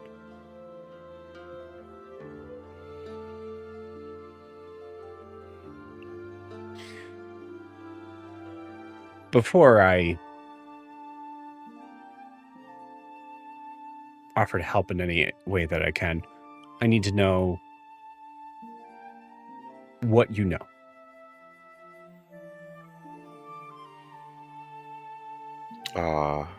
I kind of give a questioning look at what do I What is know? your relationship with the faculty of the Mortimer Ludus? Well, I grew up as a bit of an academic myself, and this uh, school was every young magician's dream, but I have no experience personally with them. I've only heard the stories of how grand it is and what one could hope to learn there. Give me a persuasion check. Alright. Persuasion. 15. 15. Okay. And where is it about you're from? The Isles, southwest of here. Yeah. You're a long way from home. Very long way, and I'd love to get back. So, I've worked at this job long enough to not ask details when I don't need to know them. I assume magic was involved that got you here. I just give like a little sheepish grin. Yeah, it was magic. Nope. So, yep, got it. That's all I need to know. Okay.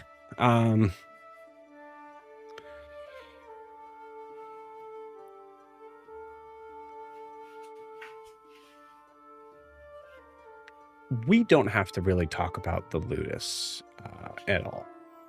But it was very important for me to know your affiliation.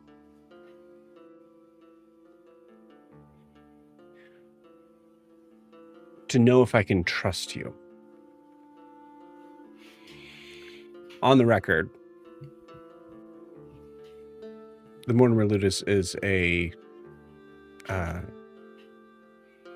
is the jewel of the city. It is, I don't know, the city quite literally wouldn't exist without it. I wouldn't have my job without it. That's what's on the record. That's all I need to tell you. Did you catch my drift? I give a knowing nod. Okay. Can I insight check her to see if like it's out of fear that she is like refraining from speaking of like any ill towards them, or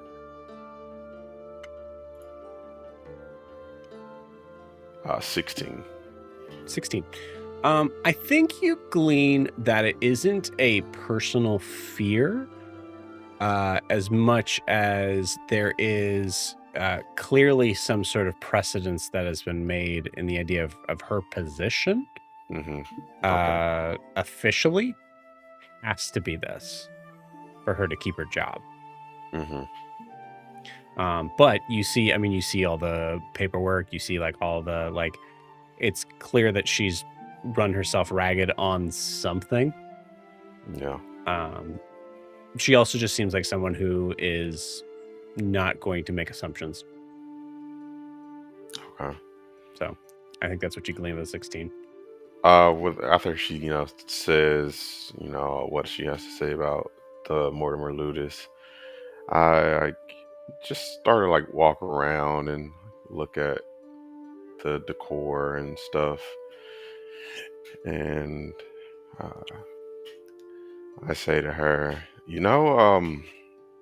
it's funny, since I've been here, you're the first person to speak highly of the Mortimer Ludus. Everyone else seems to have issues with the students running amok in the town and how they sit up there and look down upon the rest of you.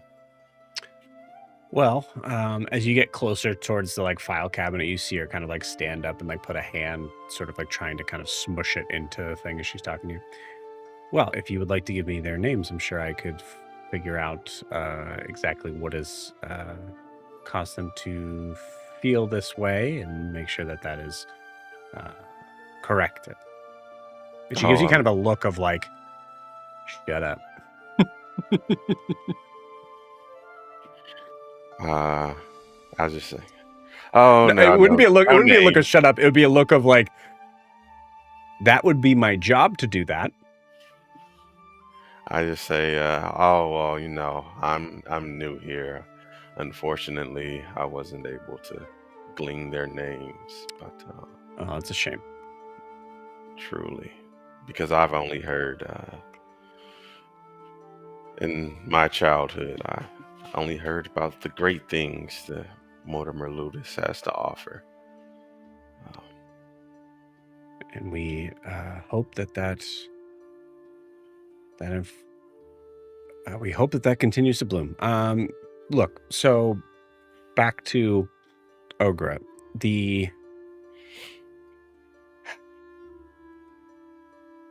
There is a job that, yes, I asked for her help in the idea of someone who looked like, and based on her record of what I was reading, which wasn't much, and now I know why, assuming that she is from where you are.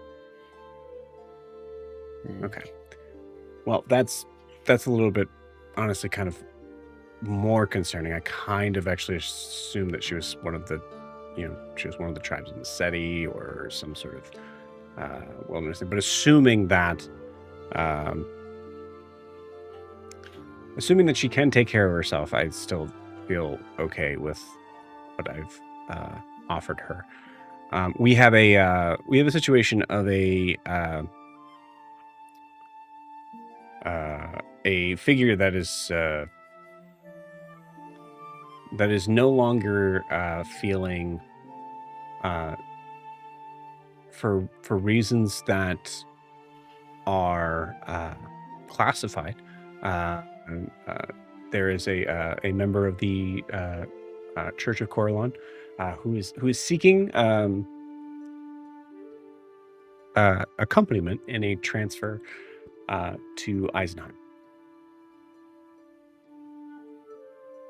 And she would do this in return for freedom and expungement of all wrongdoings on her record. 100%. I see. And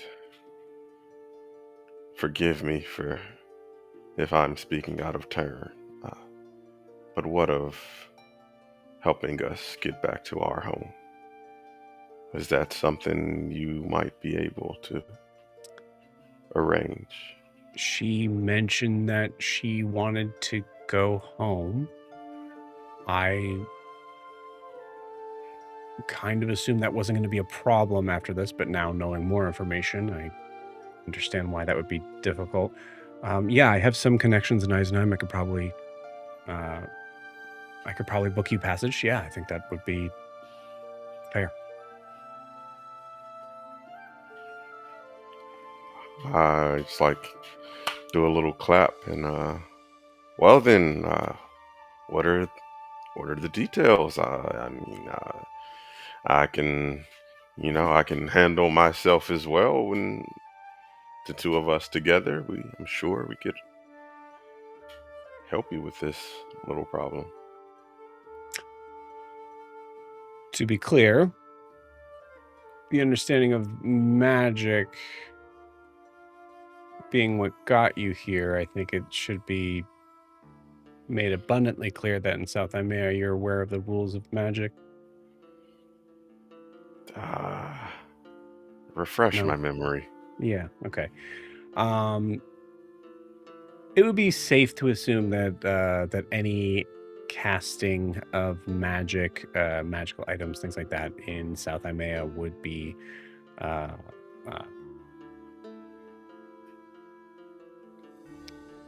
essentially illegal.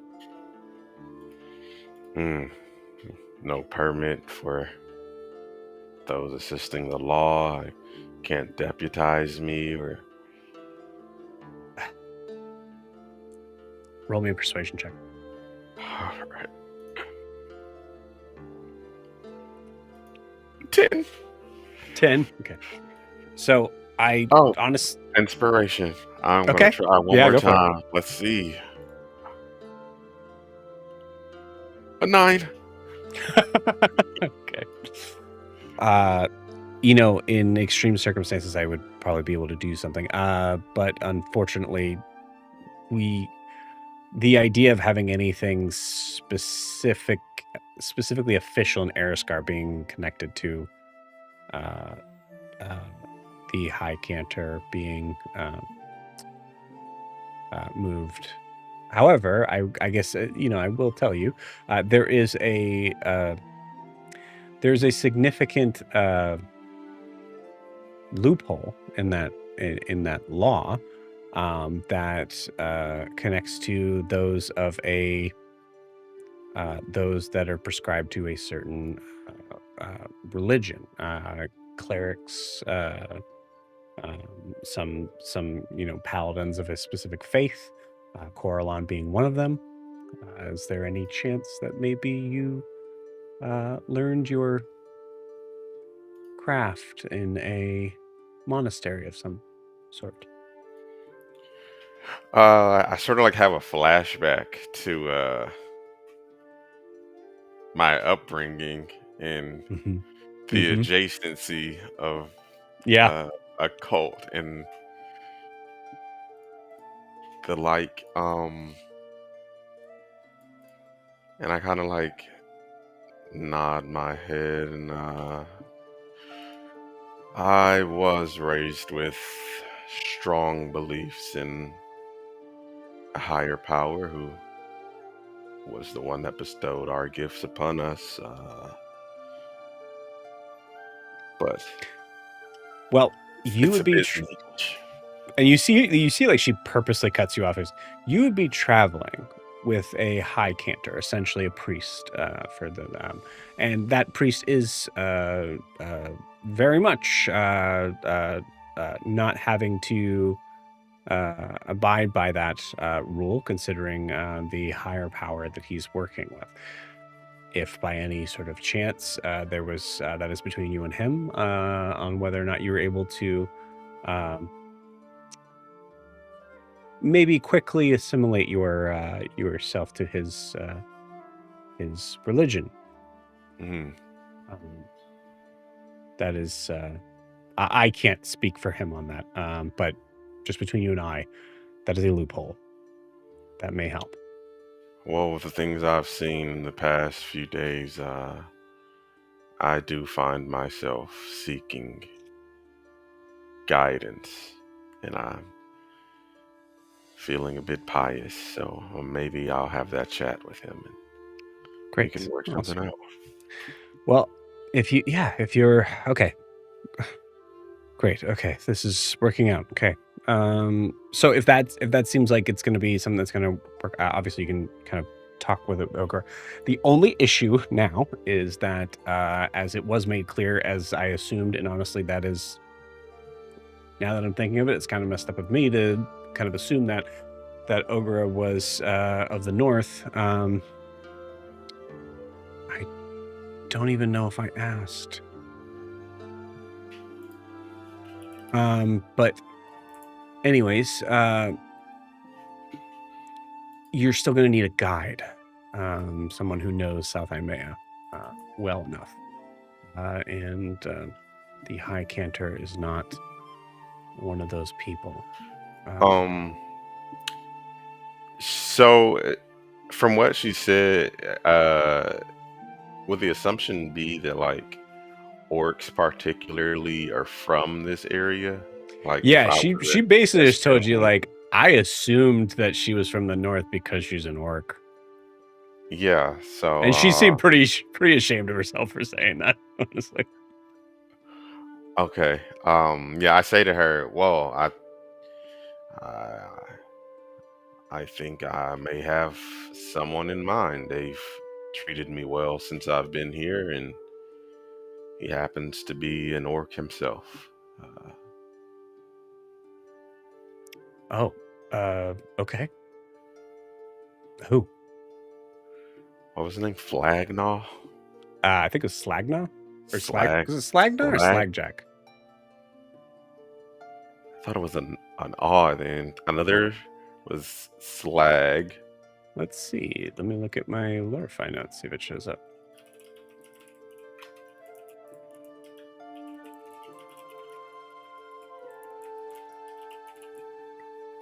Snaglock. Close. Snaglock.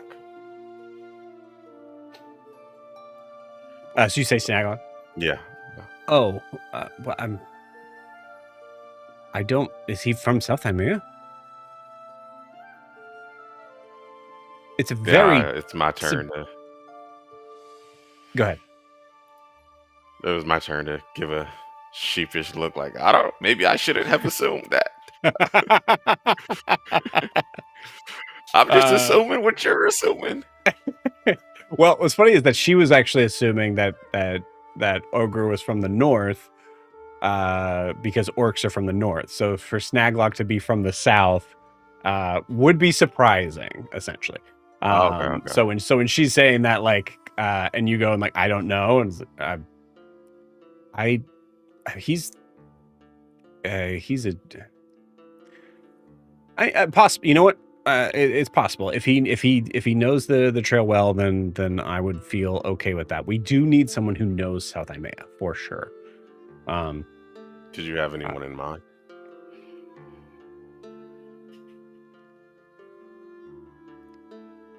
Not that I trust. I just like put my hand on my chin. Okay, well, Or that I can be in contact with. You know what? Actually, I do have someone that I could reach out to, but I'm fairly certain that she is not available. But she would know.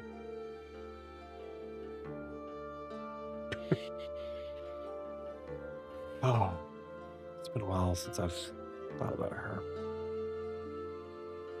well, no time like the present to reach out.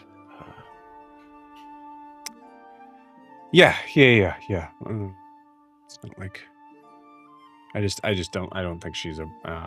You passed by a sort of broken down apothecary shop. It's been kind of boarded up. You did. Oh, So you can say yeah if you want. yeah. Yeah, that was her and her husband's place. She's a good friend. No idea where she is now, but anyways,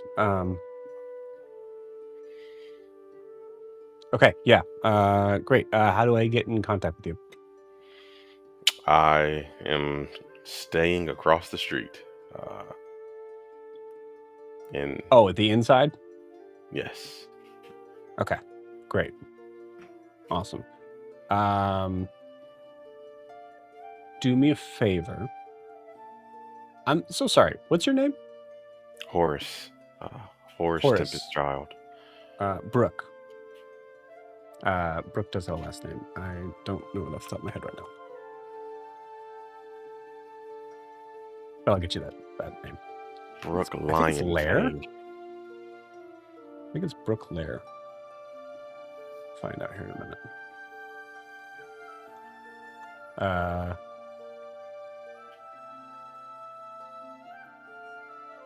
Did I make that up? I was close. Brooke Mayer. Mair. Mair.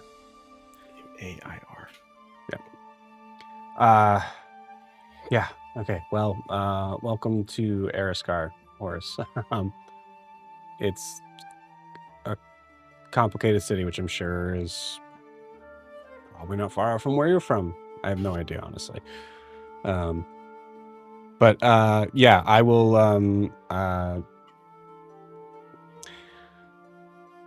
In case it comes up, anybody who comes to your door who is not saying that they're from me, don't give them any information. Oh, yeah. You don't have to worry about that. Okay. Discretion is my middle name. All right. Well, Horus, Discretion, Tempest Child, you'll be hearing from me. In the meantime, I was planning on making sure that there was at least a cell that we would find for Ogra that is not as dirty, and I will make sure that she is free from her manacles until the journey is started. If you don't mind actually just talking to her about it, because she seemed kind of on the fence. So I'll do that. Your generosity is greatly appreciated. May Coralon bless you. And I give her like a little wink. Okay. Yeah. I feel so blessed. Thank you. And you. I give her like a stately bow. You know, like a She does the you could tell she does like the proper response to it, but it's so back it's so just okay, yeah. Oh, Horus, when you do get to South Emily, assuming that the guy would give you this information, but if anybody says to you, the king in his courts, you respond, the king in his courts. King in his course. King in his course. Okay. If you want to seem like you're from South Emily. All right. I appreciate the note. Right. Thank you. Yeah. Enjoy the city. And she unlocks the door, opens it for you. As you, I assume before you're heading out, you're going towards Ogra to talk to her? Yeah. I'll go to her and tell her I got it all figured out. As you're going there, go ahead and give me one more perception check. Perceptions. What did I perceive? Not much, I'm assuming, with an 8. Okay, cool. I'll give you advantage on this because you did use your mage hand last session. That's a 20. There we go. Coralon giveth and Coralon taketh away. Cool. With that, as you're heading in the direction of Ogre's cell, you pass by a cell that you put this person in. Okay, that you did happen to note, kind of notice before, but this time you notice a little bit clearer because they give you this very sort of strange vibe as you walk past their cell. This elven figure who was is in this yellow sort of robes that had their head was facing down is now staring right at you as you arrive, as if expectantly waiting for you. And with that, we're going to take our 10-minute break. See you guys in 10.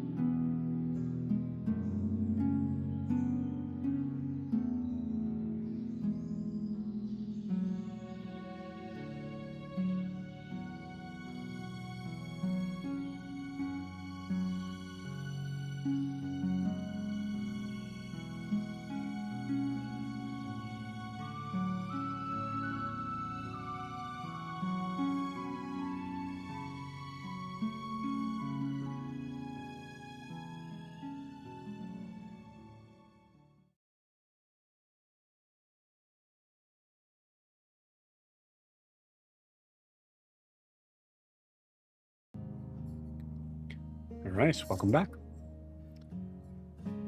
So, coming back to Zed, Carr, and Flinch, you guys are making your way backwards through the through Madura, trying to get back to the Umber's Edge. As you're doing that, I would like. I'm going to roll a d20 roll. I would like you all to roll a perception check. Whoa. 14. I got a nat 20 for 27. Okay. Cool. So, working, going, let me pull up the notes here from Madura. So heading back from where you guys are at, which is the kind of like Copper Row sort of area.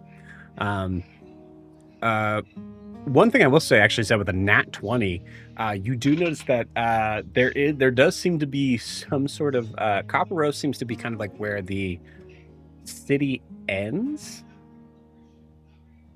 but there's something that looks a little bit more familiar to you further on. You guys are kind of like walking the other direction, but as you kind of like turn around for a moment, you notice that there seems to be this very sort of strange kind of this thing that I would say from your perspective, especially with everything that you've seen in Madura, that kind of sticks out like a sore thumb.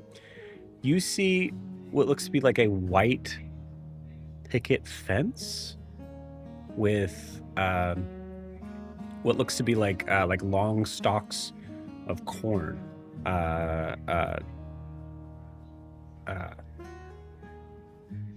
on the other side of it. And like I said, you guys are walking away from it, but you do spot that. Is that Zed and not Carr? That's Zed, yeah. Okay.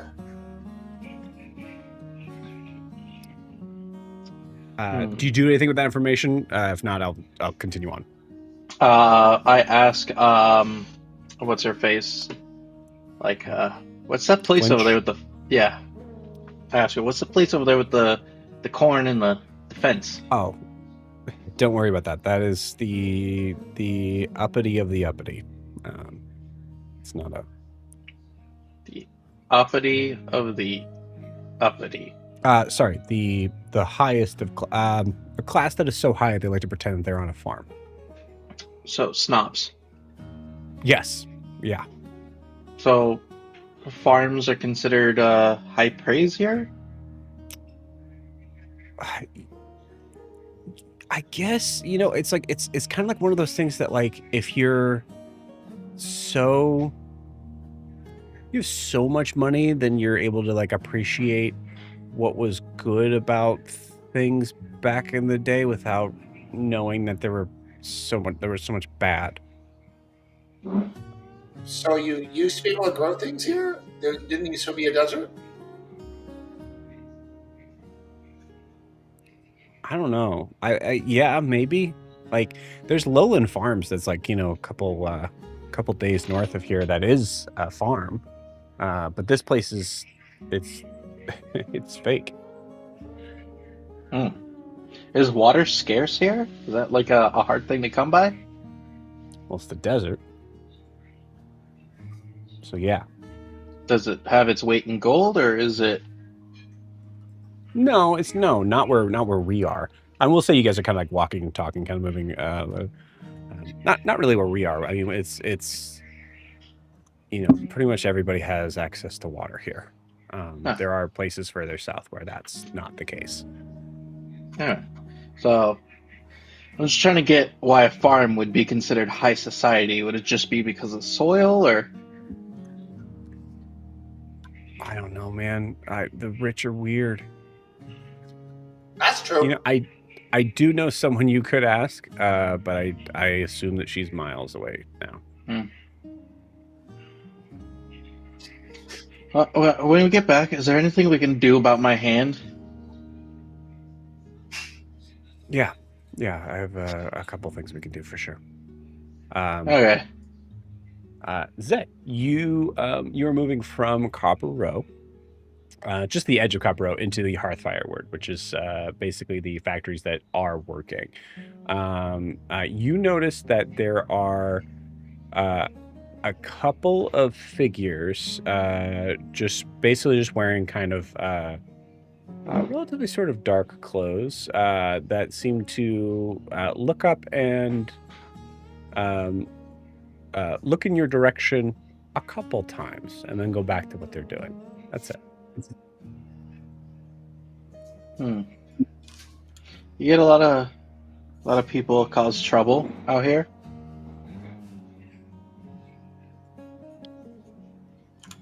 I mean, like I said, it's there's certain areas you don't go to when it's dark out. Because we're getting glances shot at us. Do I need to mention to her again? Huh? Oh no, they looked at us and then looked away a bunch of times, like they were doing something they shouldn't be doing, and were worried about us catching them.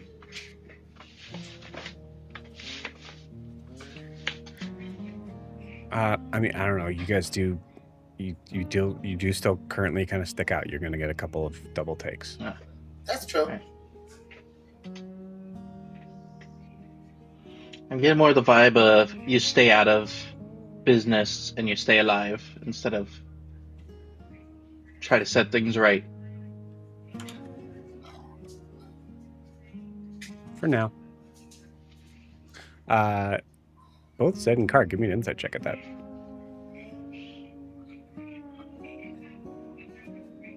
Mm-hmm. 11. 15. 15. Okay, yeah. She says that with a little bit more purpose than some of the other stuff that she's been mentioning. Car, I mean, I heard it in your voice, so Car just takes note of it, but it seems like he's fighting an internal battle about saying it and just decides to keep his mouth shut for now. Is there anything we can do to help out?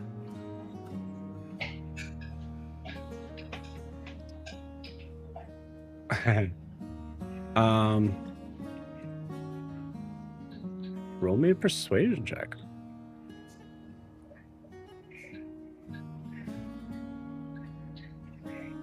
Uh, 13. No, that's there's a lot of there's a ton of wrong in the city, but it should be handled by the people of the city. So. What do you think about that, Car? Well, generally speaking, I'd agree. If she doesn't want our help, let her deal with it. We're an unknown. We're just a giant unknown. Oh, yeah, but she's helping us. We might as well help her. And you are good. And if she doesn't want it, that's fine. Guys, it's very kind of you. You guys also have some things to deal with and work out. Okay, so also, it's I don't think you could help me out with this. No offense. You'd be All I'm saying surprised. is, But okay. if you've got a tool to help out, might as well use the tool. I will allow one more roll from either of you as the advantage. So it's just you're re-rolling. But I will say, Car, you did help out with this. So if you want to roll with Car's persuasion, that might make sense. Yeah, mine's flat. Well, hold on. Hold on. Wait a minute. Hold your horses. Because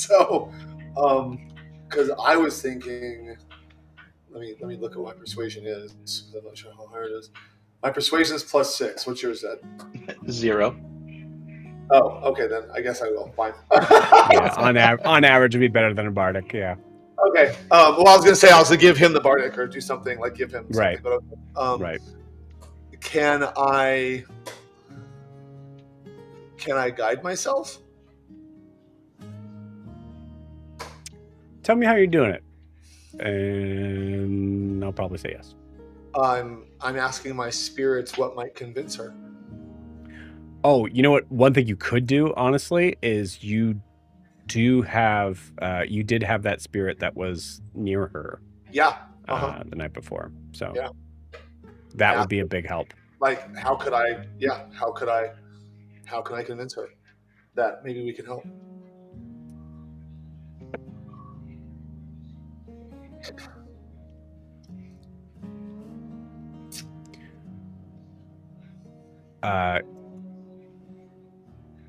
You see this figure once again, kind of like surprised that you're addressing him.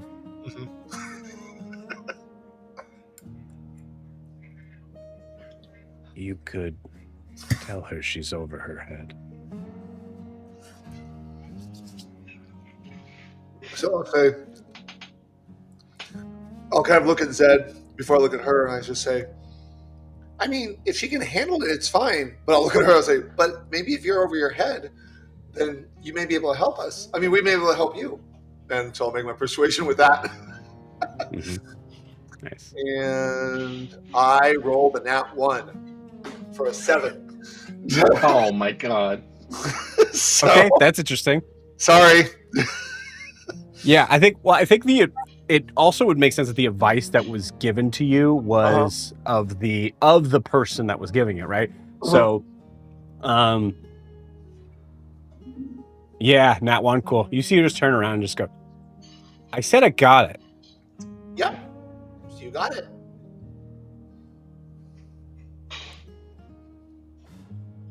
And then you see Do we her want kind to of put it to... kind of pull back a little bit from that, like she snapped.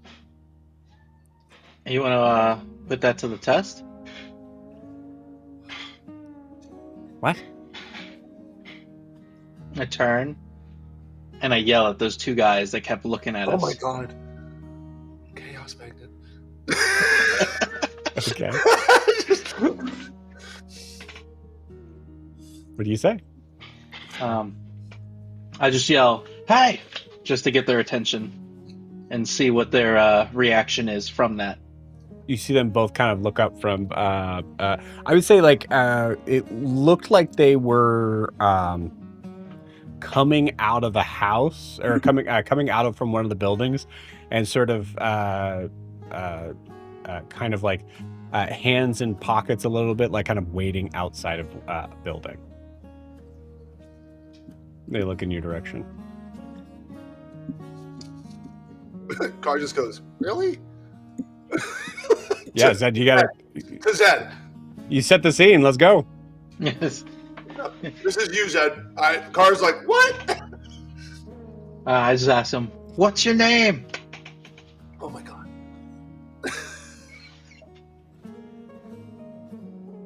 I see a wave.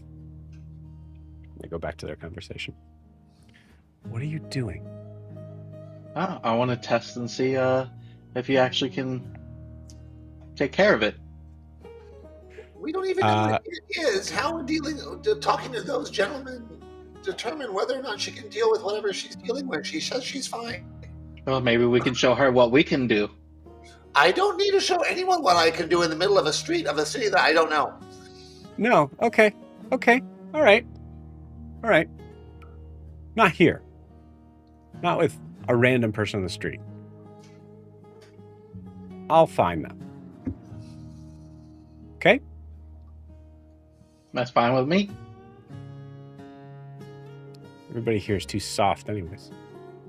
And you see, at that point, you guys are literally crossing the train tracks. Now moving to the other part of the city. Cool. At this, Robert, you want to roll me a perception check for flinch?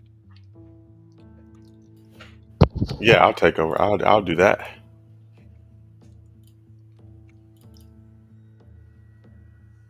A 12 on the die. Okay. Yeah, with a 12 on the die, as Flinch is moving now with purpose, like moving a little bit faster. Like you guys kind of have to also move with purpose to kind of catch up. You see her just like kind of like looking left and right, sort of trying to kind of Car, from your perspective, she's kind of like mean mugging people a little bit. Okay. Trying to like vibe check who's looking for a brawl. Great. Okay. I'm muttering to myself. And I'm just like, Nala, why did you leave me?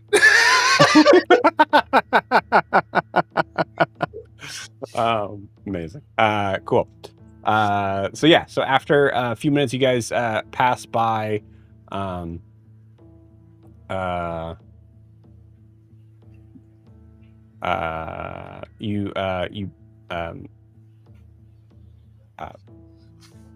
pass by the Gilded Landing, moving into the Rust Belt, and then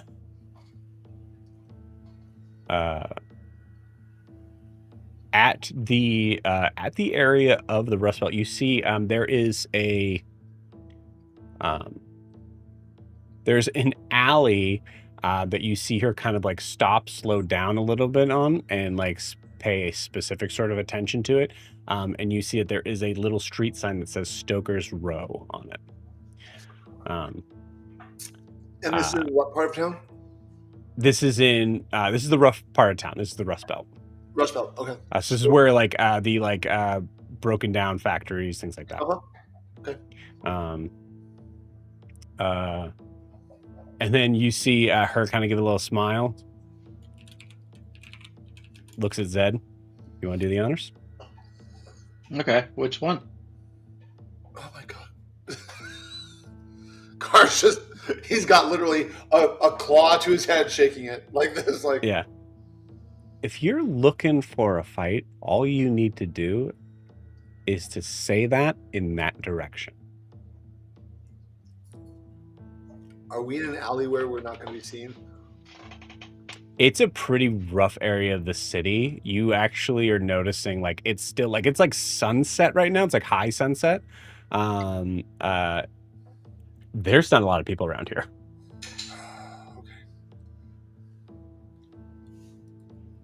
Okay. I looked the way she pointed. Mm-hmm.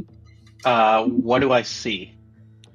I would say you see what looks to be a smattering of about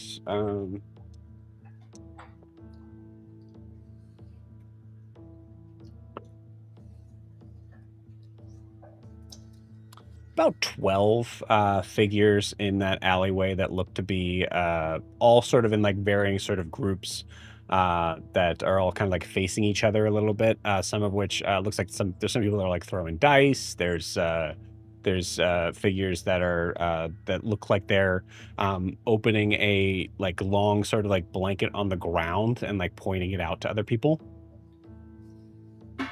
Do any of them stick out as like a little more rough than the others, or more likely to do like bad stuff?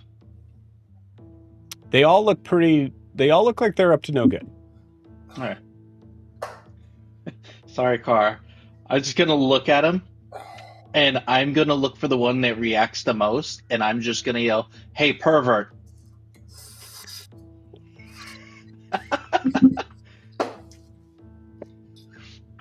Give me a performance check.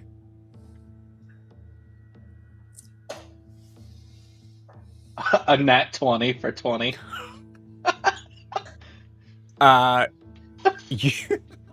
You see all of them like kind of like look up at you, and then look at each other like, "Why did you look up? Why did you look up? Like, why did?" So that, Joe, at that, is there a person between Zed and the guy it looks like he was addressing? I don't think he was addressing anyone in particular.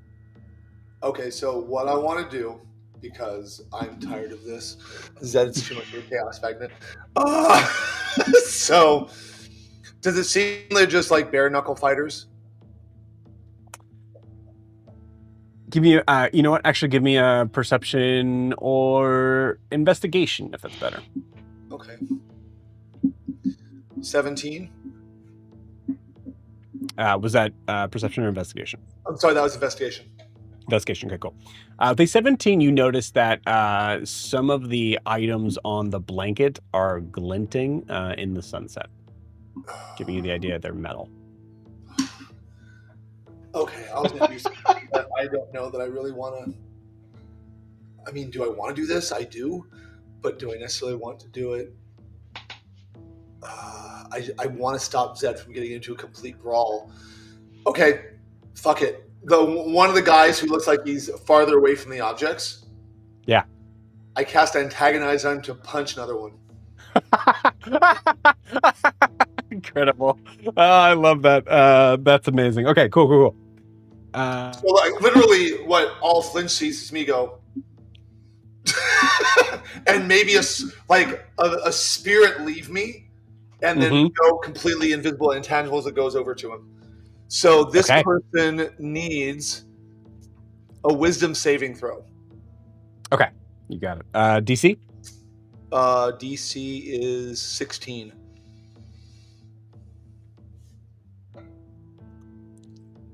Okay.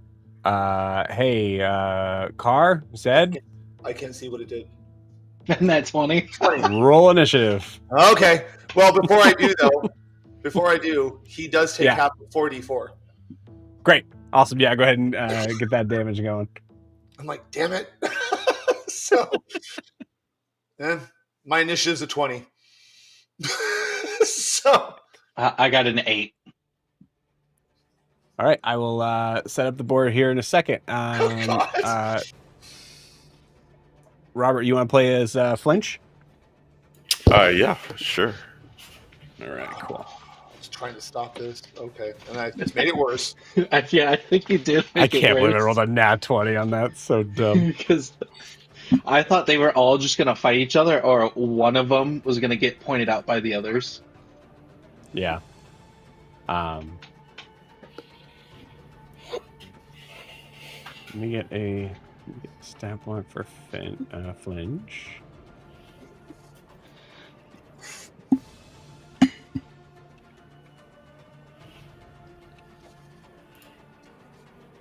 Good God.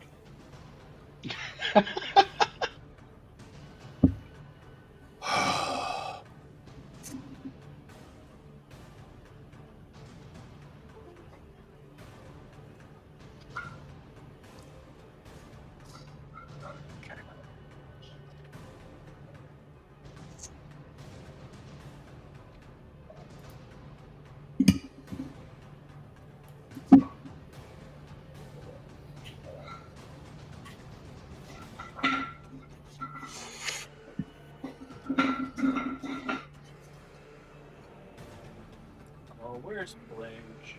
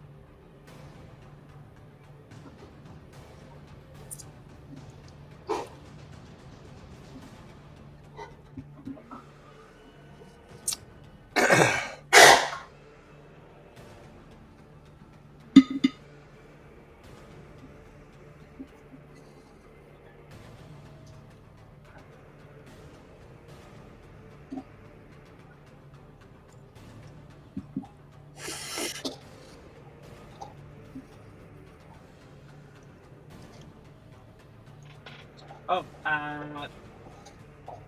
so Interesting. Yeah.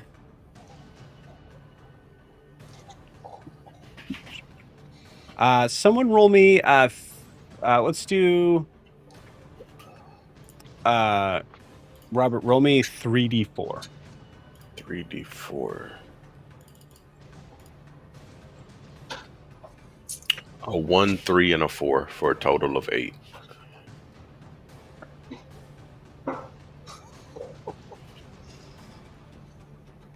Eight fellas.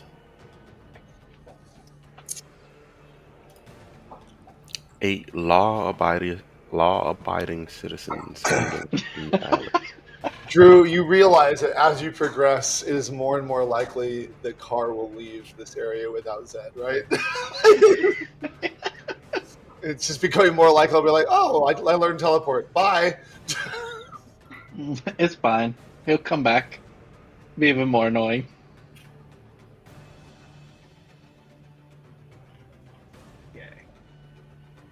All these figures are going to be either human or elven. So, kind of doing a pretty interesting sort of setup right now. 1, 2, 3, 4, 5, 6, 7. Need one more. Just Horace, you could have rolled 3 1s.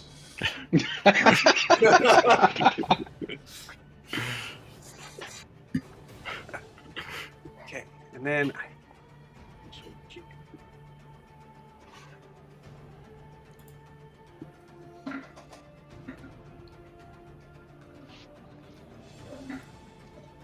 It's fine. We're all fine.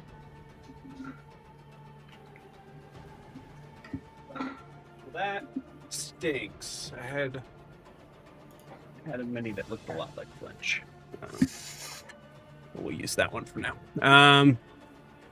Okay, cool.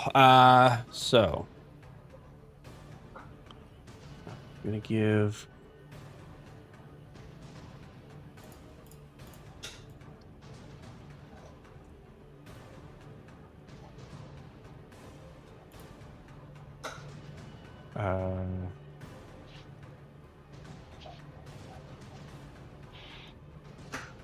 All right. Send you. Rob, where are you?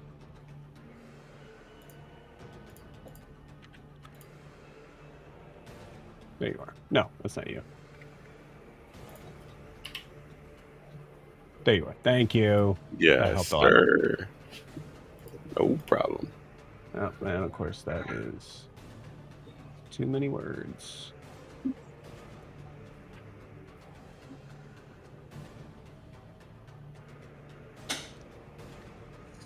There we go. Okay. All right. Oops. Yeah, no, that's right. Okay, cool. All right, so that is a whole stat block. As we're gonna roll initiative for these guys. Okay.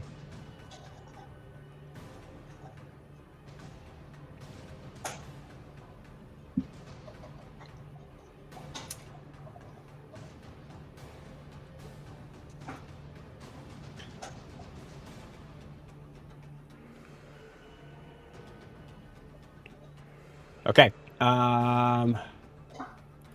Cool. All right. Kara, what'd you get? 20. Wow, nice. Zed. Sorry. I got an you're 8. good. That's great. 8.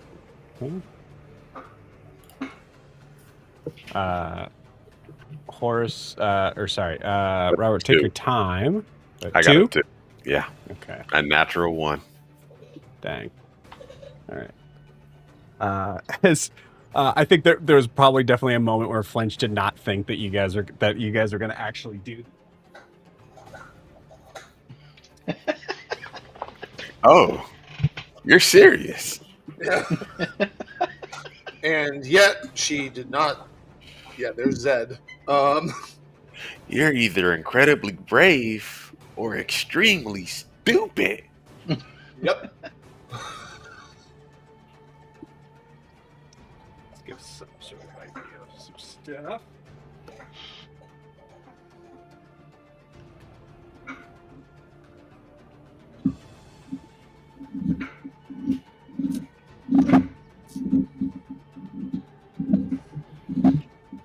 Okay, cool. All right. So we'll zoom in here because most of the battle is going to take place right here. All right, cool. All right, at the top of the round is Carr. So Carr, you see there is actually might help to even see this version. Yeah, Carr, you see all of the figures there with a nat 20 as you had cast that thing to go to punch his buddy. Immediately just go, Frank? Feeling weird. Hey, that guy called me a pervert. Okay. And they all seem to turn in kind in that direction, as they all seem to know each other. Okay. What is the damage from that figure? Actually, we'll say 4d4, but he's saved, so half.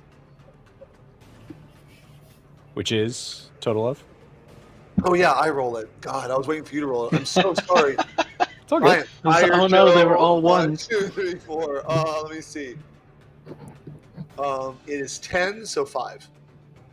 5. 5 Okay. points psychic damage if it matters. Got it. Cool. Awesome. All right, Cart, it is your turn as you see this figure whom you had shouted at, or sorry, no, as you had cast that on,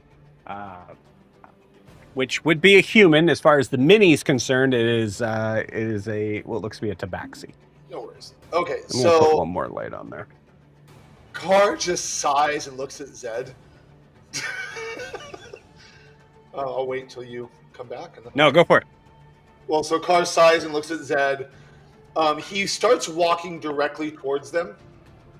Just walking directly towards them, but don't make me walk yet. So step 1, bonus action, telekinetic shove. I want to shove the blanket that has the potentially sharp, but certainly metallic objects on it, so the blanket's covering them. Okay. That's a bonus action. So I just, literally, I put my hand out, because I'm asking a spirit to go, and a spirit lifts it and covers it. And the spirit is visible. I want the ghostly spirit to be visible. I want to freak them out. You know what? That just works. I love that. That's good. Well, as a bonus action, I can telekinetically shove a creature, but I'm assuming I can telekinetically shove a blanket. Yeah, so you're so we'll do this. Go ahead and roll me we'll say if it's a person, they have to make a strength save, but it's a blanket, so I'm not sure what you want to do. I'm gonna say because it's the blanket, you're gonna get at least one creature. Let's do a roll with your. I don't want to hit a creature. You're trying to throw the blanket over them, right? No, I'm trying to throw the blanket over the things on the blanket. I'm trying to. Yeah, he's trying to cover all the. Oh, you're trying to cover the weapons. Yes. Yeah. Oh, okay. Gotcha. You can't get to those easily. You're gonna have to take longer to find them. Got it. Cool. I love it. Yeah. Okay. Cool. You got it. Sweet. Yeah, that just works for sure. So I just do that, so that goes over, but it's a spirit doing it, so that hopefully that freaks them out a little bit. And then I literally, as I'm walking at them, I'm just looking at them with my beady little eyes. I'm using my appearance, and I'm shaking my head, and I just say, "This is such a shame," and I cast invisibility. Okay. And so I fade out as I'm walking to them right after I sent a ghost. Okay.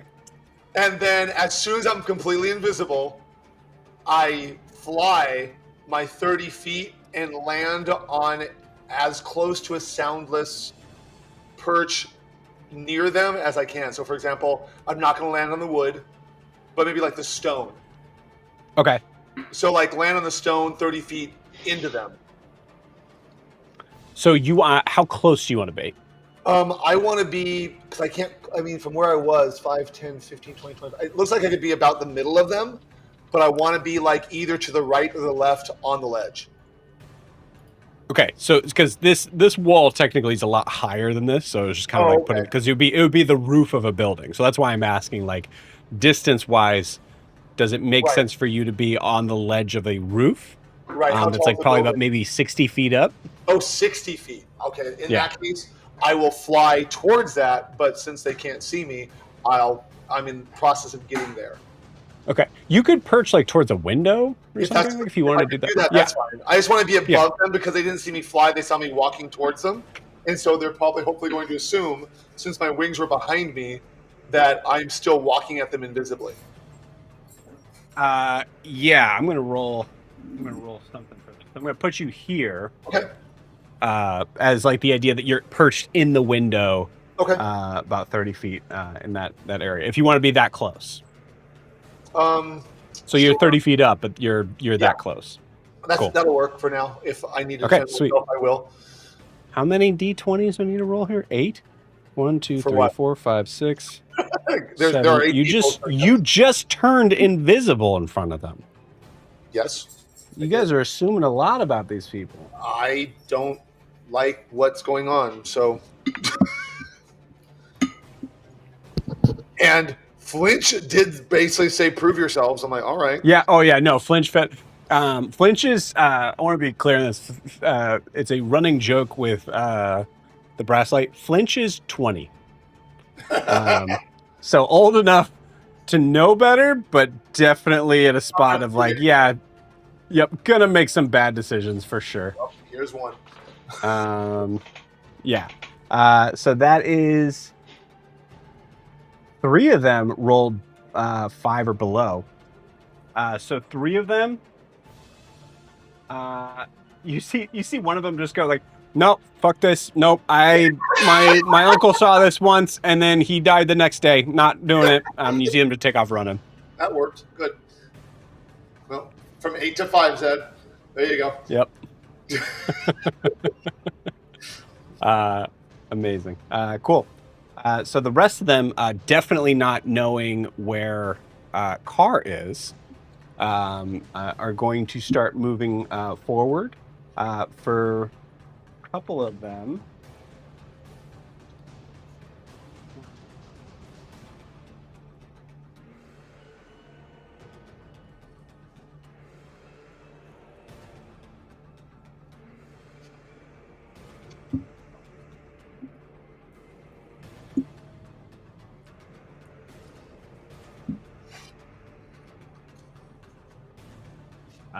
of them, do pull out weapons from their like coat, but 2 of them have to rummage in that blanket to sort of find a weapon.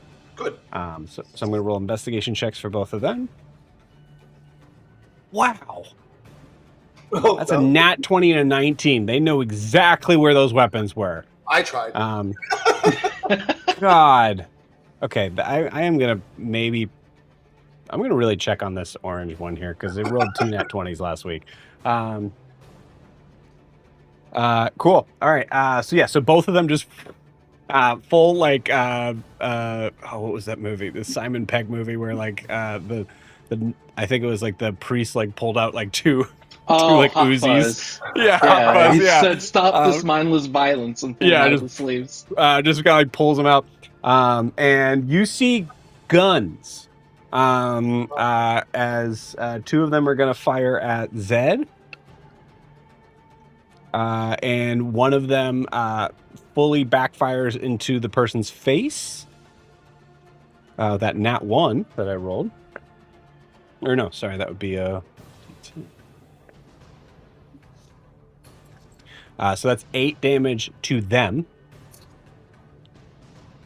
And that will be... we'll have that be dirt. That's actually dirt. The mini. Cool. And then Not the other dirt, one... Not the dirt that my other party knows. It is the same MIDI. That was the really... Okay. Yeah, that's why I'm putting it there. It is absolutely not... Hey, Astera, it is absolutely not dirt. Yeah, I was like, damn, he gets around. But the the one with shotgun shoots. That is only a 12 to hit. Nope, that's a miss. Okay, cool.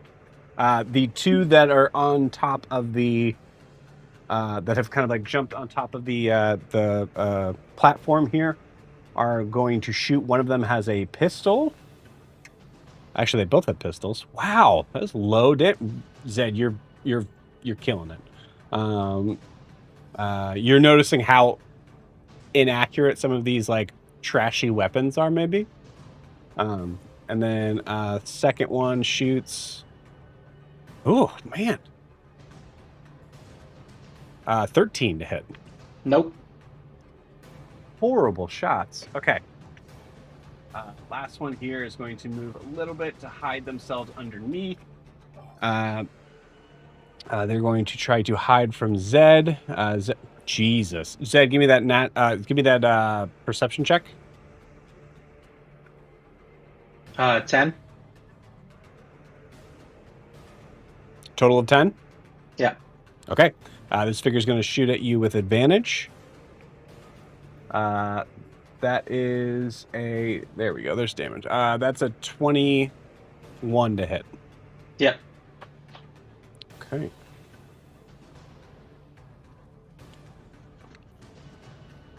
That is 16 points of piercing damage. That is, you've received your first gunshot.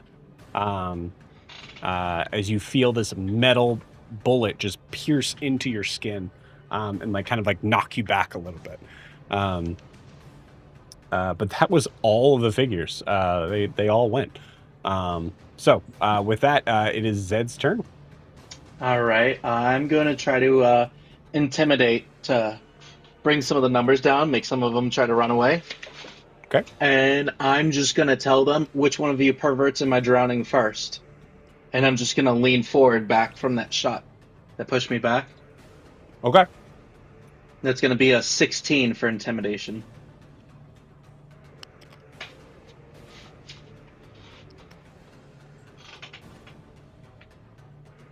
And then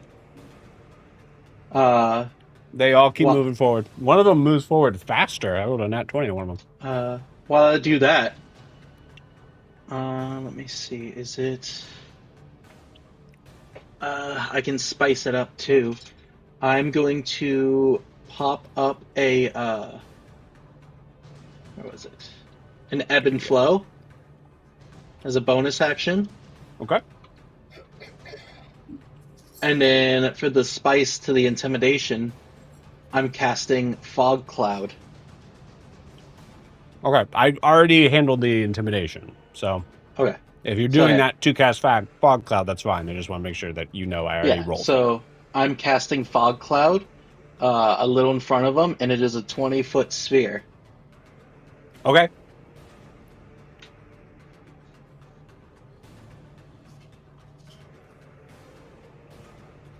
Yeah.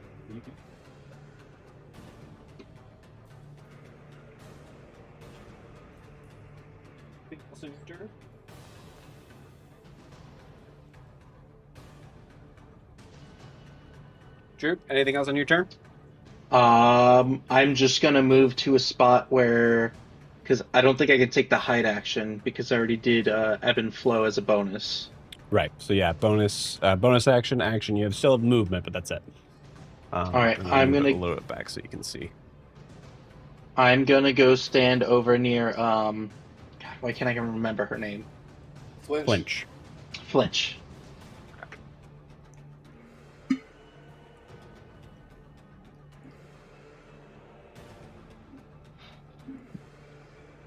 A 20-foot sphere, you said? Yes, I believe it is a 20-foot spear.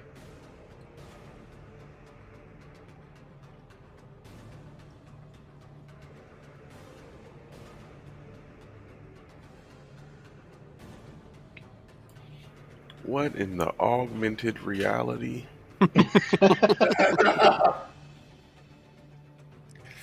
Yeah, we're going physical and digital. Cool. Amazing. Yeah, and then I want to move over next to Flinch. Okay, you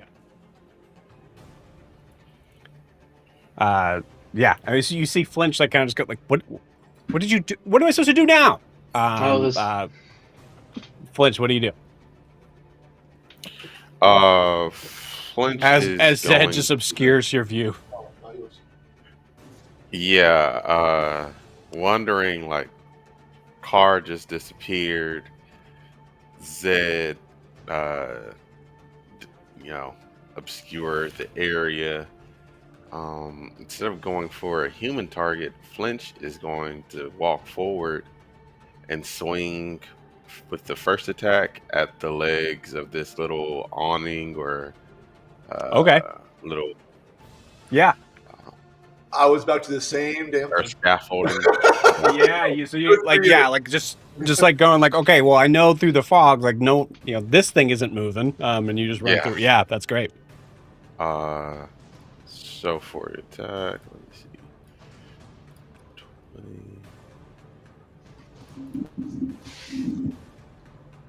7 plus 14 to hit. That will hit. I believe AC of 11. 2d6.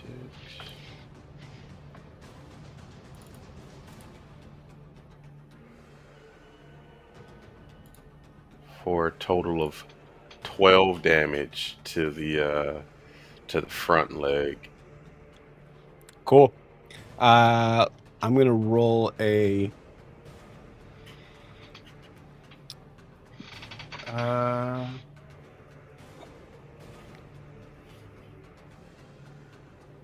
Do me a favor. Go ahead and roll me a.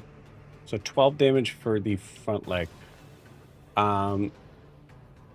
Yeah, go ahead and roll damage again. For the possible weight damage that the other leg would suffer, having one being completely knocked out. Okay. What do you want me to roll for that one? So say just go ahead and roll your damage again, as if it would be the Same same amount of okay. damage. Yeah. That one is 7. Okay, cool. With a 7, it is rickety. It's moving, but it's I'll mark that. You can see that there is definitely one side that is still up, just barely. So it doesn't seem to fall at this point. Okay. I'm going to use my second attack, like step over to the side. Yeah, Just you got come through, swing away at one, knock that one down, then step over to the side to swing at the other one and to turn this thing into a little slide for them to roll down to us.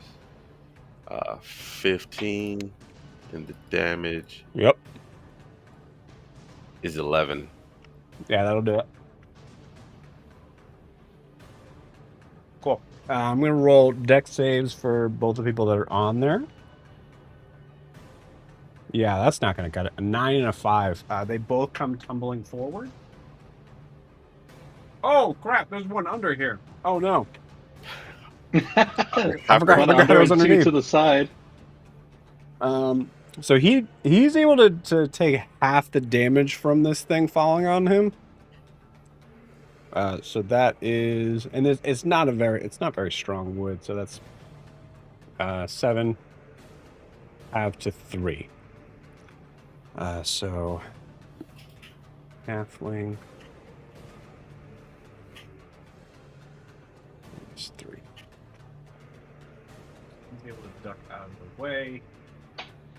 These two fall to the ground. I'm gonna say, give me a dex save for Flinch, as these figures are rolling towards you. All right. But both of them are gonna land prone. 18. Yeah, you're fine. I'm not gonna tell you how to do your thing, but you got an action surge, man. Yeah, I know. I was thinking. As they roll right next to you, prone. Yeah, I'm gonna go ahead and action surge, and I'm gonna go for some maiming.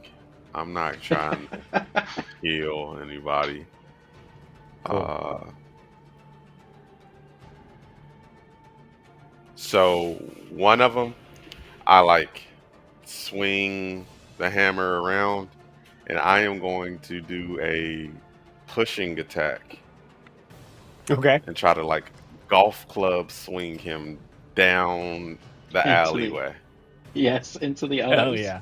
Hell yeah.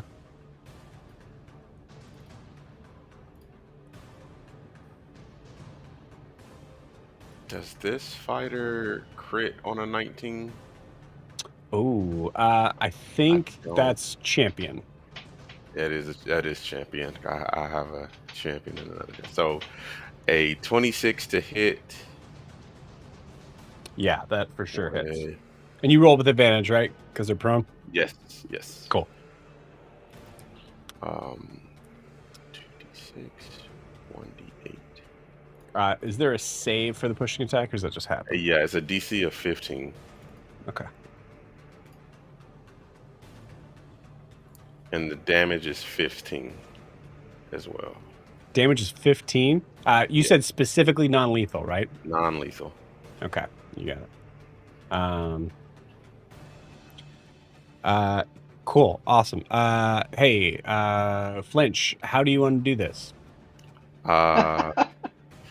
Yeah, so Flinch just like watches as one is tumbling down the scaffolding and like puts the hammer up, prepares, takes it some like, swings to get some momentum.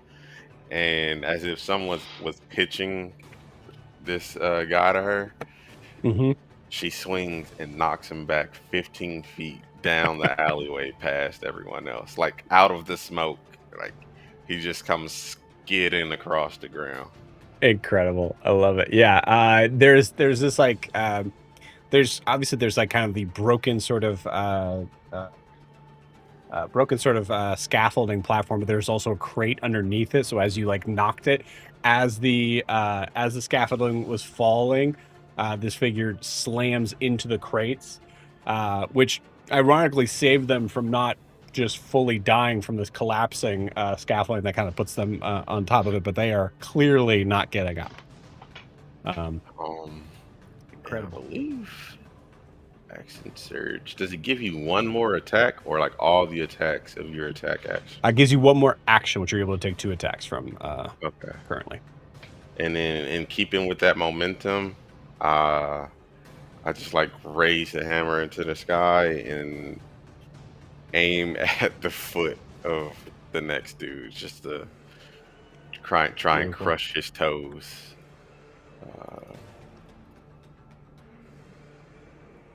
That is a 25. Yeah, that'll hit. Jesus. For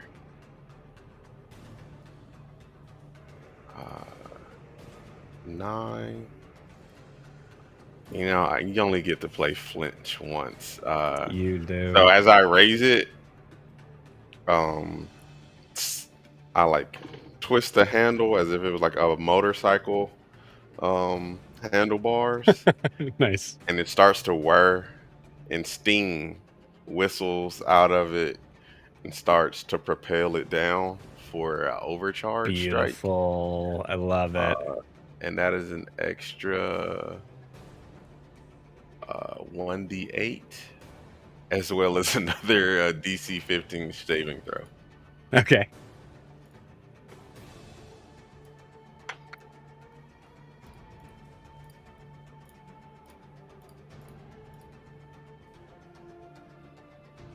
So all in all, that is 8 plus 12 damage. 12. Okay. Figure's still up. Also, so just a reminder too for Flinch's. I don't know if it's in the stat block or not, but Flinch's like hammer also has this weird sort of hole, like perfectly concentric hole in the center. So as you do that overcharge, we see that like spike kind of come up out of it as you're coming down. As it just kind of goes through that person's foot as they scream bloody murder. They're still up. I mean, they're still alive, but they're still in the fight technically. Okay. Technically. But yeah, definitely hurt. Right. What was the what type of DC was it? Strength. It just failed. Yeah, 14. Then he is pushed 10 feet, but I would prefer him to just stay where he is. I'm Cool. just mashing that foot. It is pancake now. Just put. Yep. It is. It is a. There is a surprising amount of blood that kind of like spurts up. That I will say, Carr and Zed. Well, she's in the fog. Yeah, neither of you actually see any of this. You just hear horrid sounds because he's in the fog while this happens. But I think, Zed, you do see like this like little spray of blood just kind of go out from the cloud. Um, there's a moment of just like, oh damn, okay. Incredible. Cool. Does that end Flinch's turn? Yes, that is it for Flinch. All right, cool. With that, we come back to Carr as Carr, you are also just hearing these unfortunately familiar sounds in this fog cloud. Yeah, I'm familiar with what's. Yeah. But the people in the back of the fog cloud, I can still see them, right? Yes. Yep. All the ones that are probably now like you see just one of them like kind of like peering behind their buddy's shoulder, like what the hell? What is happening? Oh yeah. So I'm gonna see if I can help with that. My mage hand's already up, so it's not casting a spell, and I can't attack with mage hand, so I'm not attacking. So I should stay invisible for this. Was there anything they were doing, like throwing dice or drinking or anything that they were doing at all? There was dice. Oh, yeah, you name it. There was dice. There's definitely bottles all around. Okay, so one of the bottles they were drinking from floats, like the one that's doing this. One of that guy's bottles floats in front of his face, just pours itself out, and then is dropped in front of his face. Just pours out. It just floats in front of him. Pours out for his fallen brothers in front of him in midair. Yeah. I love it. Great. Yeah, give me that intimidation check. I'll set the DC. Okay. That's great. 24. Oh my I gosh. rolled poorly. I have a plus 12. 24. Minus 6 from this. Yeah, that's a 3. For a -3. A little bit more liquid hits the cobblestone than just the beer. As this figure is like, no.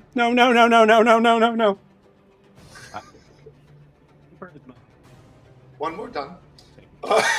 So I've gotten rid of 4 of them. Okay, let's see what else I can do. So that was probably my action, because I can do things like that. Yeah, that makes sense. So that's my action. I'm gonna hold on to my reactions and bonus actions in case I need to save somebody, and Okay. I will stay perched. Right. So you got your reaction for like bardic inspiration. Or bardic inspiration, or dissonant whispers, right? Is that the reaction? No, which was my reaction? Whatever counts as a reaction, you can do. Silver Barb. That was the one. Yeah, Silver Barbs. Yep. So yeah, I'm gonna hold Silver Barbs just in case for reaction. Bonus action, I'm not gonna use. I'll just give it up. I'm not gonna use it.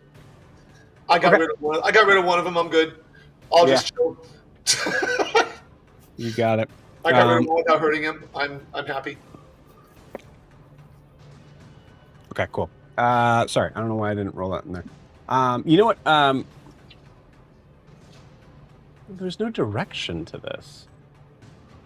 For what? No, I don't think there's a roll for it. They just there's no reason why they would. No, they. I will say one of the figures saw that bottle as well, just didn't like freak out about it. So they are now wildly looking around for their perception check, which was a 14 total. Okay. If you want to give me a stealth check. Eesh. Would it help that they are looking at street level and I'm 30 feet above? Not mechanically. Actually, I'm going to say for this, Wait, aren't you still invisible too? Yes. Oh, never mind. Okay, then I'm like, I'll roll it, but Yeah, like, no, there's Yeah. there's no way. There's no I'm way. 30 feet Sorry, I above forgot about that. invisible. I'm like, I'll roll. Sure. Yes. And you yes, had your mage hand before you went invisible. Yep, Yep. cool. I like it. Sweet. Yeah, looking wildly around, and just yells at Bronco. Oh, chicken, man.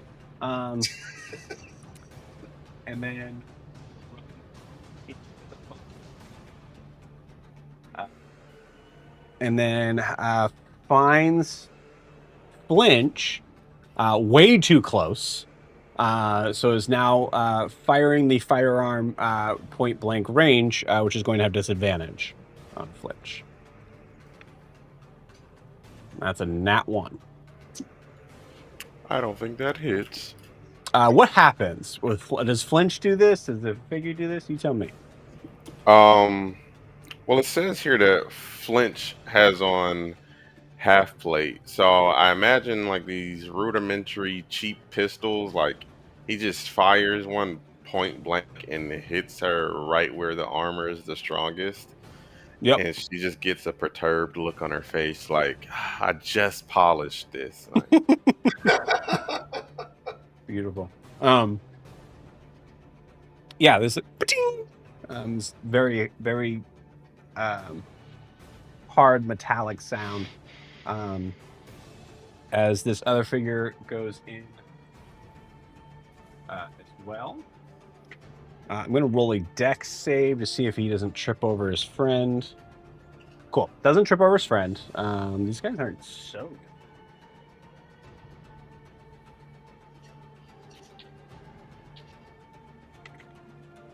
good.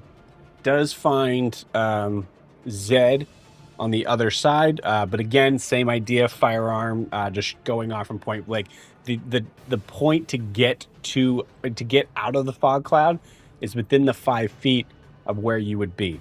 So the only way they can perceive where you are is to be within 5 feet, and they have a firearm, which means it's going to be disadvantage. Okay. So that is a 18 to hit. Yeah, that hits. Okay, cool. That is shotgun. So it's going to be 3 plus. It's 10 points of piercing damage. I'm gonna reaction uncanny dodge and only take 5. You got it. Cool. As you try to like kind of grab the weapon, and you're, say from your hand, you're able to feel this like, you're able to feel the blast kind of go through. But hey, what's missing on that hand? Zed's finger. It just manages to kind of like cut. This is gross. It just cuts a little bit more into the base of that finger, but it could have done way worse. That's so nasty. I just grossed myself out. Okay. There's that figure, and then finally, there's the figure that is on the ground. That is double disadvantage. Doesn't exist, but he's prone. And he's also going to shoot at Flinch point blank. For a 15 to hit. Which I believe misses if it's half plate for Flinch. yeah, that misses. Okay, That's cool. 17. Can't really even see Flinch from this fog. It just kind of goes wide, just sails into the brick. At this point, no, I'll roll it next time. Okay, great. That is it for the figures. This guy is gone. So it's now Zed's turn. Flinch, you're on deck. Alright, I'm gonna go 5 feet towards the guy prone. Okay. So that way I don't do opportunity attack. Yep. You can stay And- in range. So now that I am within 10 feet of Flinch and this other dude, because I have blind sight, I'm going love it. to bonus action Hail of Thorns. And then I'm going to throw my dart at the guy furthest from me, but make it so that my Hail of Thorns will hit both of them. Okay, that will also hit Flinch. It's all creatures within 5 feet. She'll be fine. She got that armor. Dang, dude. All right. All right. Okay. So you hit the figure with the shotgun. Yeah, the one further in the back is what I'm going for. You got it. Go ahead and roll to attack. That is a 19 to hit. That'll hit. All right. Let me do some math over here. 8, 9, 10, 12.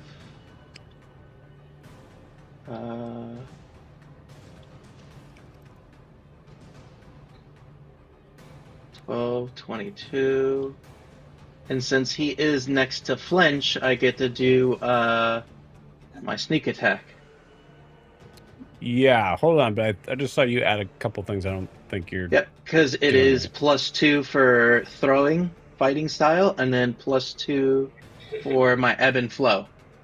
Yep, I saw you roll the Hail of Thorns damage. Are you counting that yet? No, I just did that so I had it rolled. Got it. Okay, cool. Yep. So all right. So sorry. Go ahead and tell me the total for first guy. Again. Yep. Right. So it's 9. So it is 17 damage without Hail of Thorns on him. Right, not counting the Hail of Thorns. Yeah, not counting. The target attack and each creature within 5 feet must make a dex save. It doesn't matter. That figure is full dead. Go. Dead. Out of this world. 17 was enough. Yep. And then the Hail of Thorns was 10. So they believe the dex save is 15. Sorry about that. I'm back. All right, so 17 full dead. Yep, and then the dex save for the Hail of Thorns is 15. Okay. Flinch, go ahead and give me a dex save. This figure is probably give you disadvantage. I don't think so. No, it doesn't. Flinch Oh wait, what am I rolling? 2. 1. It's a nat 20. Missing a foot, it goes right to where that foot would be. Flinch got a 4. Flinch takes the full amount of damage from the Hail of Thorns. All right, and then so he only takes half damage, right? He only takes half damage, yep. Yeah. All right, and is he out as well? Oh. Knocked him right out of the game. Right, I guess that's he's out. Oh, there we go. Sorry, what was the damage? It was 10. 10 total? Yeah, for the okay, so even half to 5, that will take this figure out as well. All right.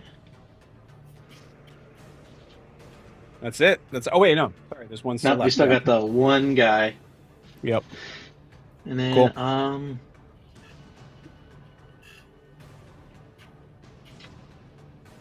Let's see. I'm in the fog. Mm-hmm. If I try to move out of range, does he have disadvantage on a opportunity attack? You would have disadvantage on the opportunity attack, correct? All right, so I'm gonna creep further into the fog towards Flinch. And I'm just going to say that was my bad. And point to the direction that the last guy's at. She just grimaces at you in annoyance. Does Flinch have what is it called? No, Flinch doesn't anyways. Okay, cool. So yeah, attack with disadvantage. Wow, it's an 18.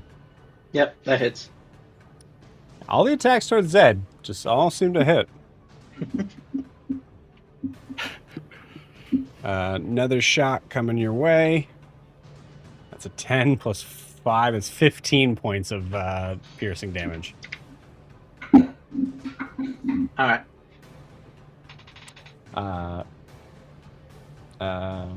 As you hear this crazy figure. I was saying this is the figure that rolled the nat 20 on the like being intimidated by this. It actually just fueled him. This guy's full crazy. As he was running, where are you going? Cool. And Flinch, you hear that as it is your turn. I'm gonna step towards where I hear this voice coming from. Upset that someone just dented my armor that I take pride in. I just got hit with a hail of thorns from the guy who said that he can help me. Mm-hmm. And I am going to swing this hammer right at the outside of this guy's knee and do a trip attack. Got it.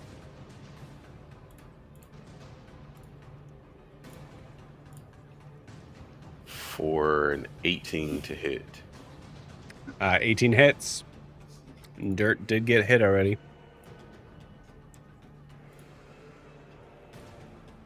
For 11 damage.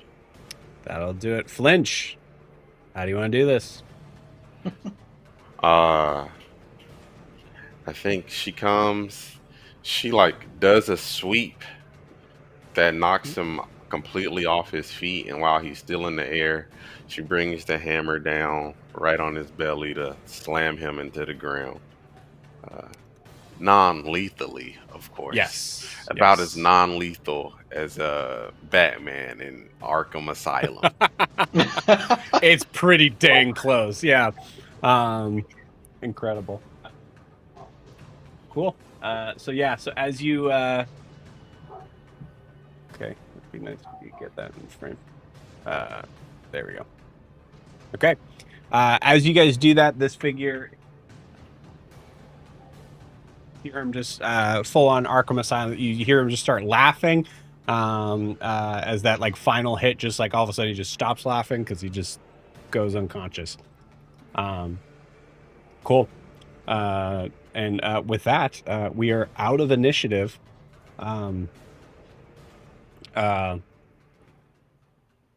Excuse me. As you see the fog kind of like start to clear, we see this pile of figures who are either, some of them that ran off, and others that are in varying sorts of unconscious or dead. You see Flinch just like...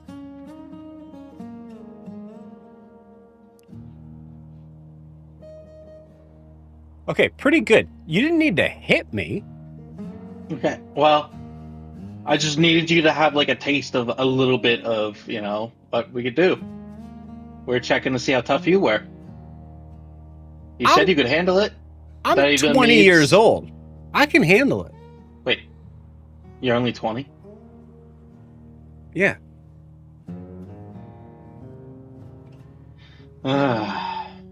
Hey, car. The blanket slowly slides across the street and covers the one they knocked down, the last one they locked down, and tucks him in. Tucked in. You see him just kind of stuck in. Yep. Oh, thank you, Mom.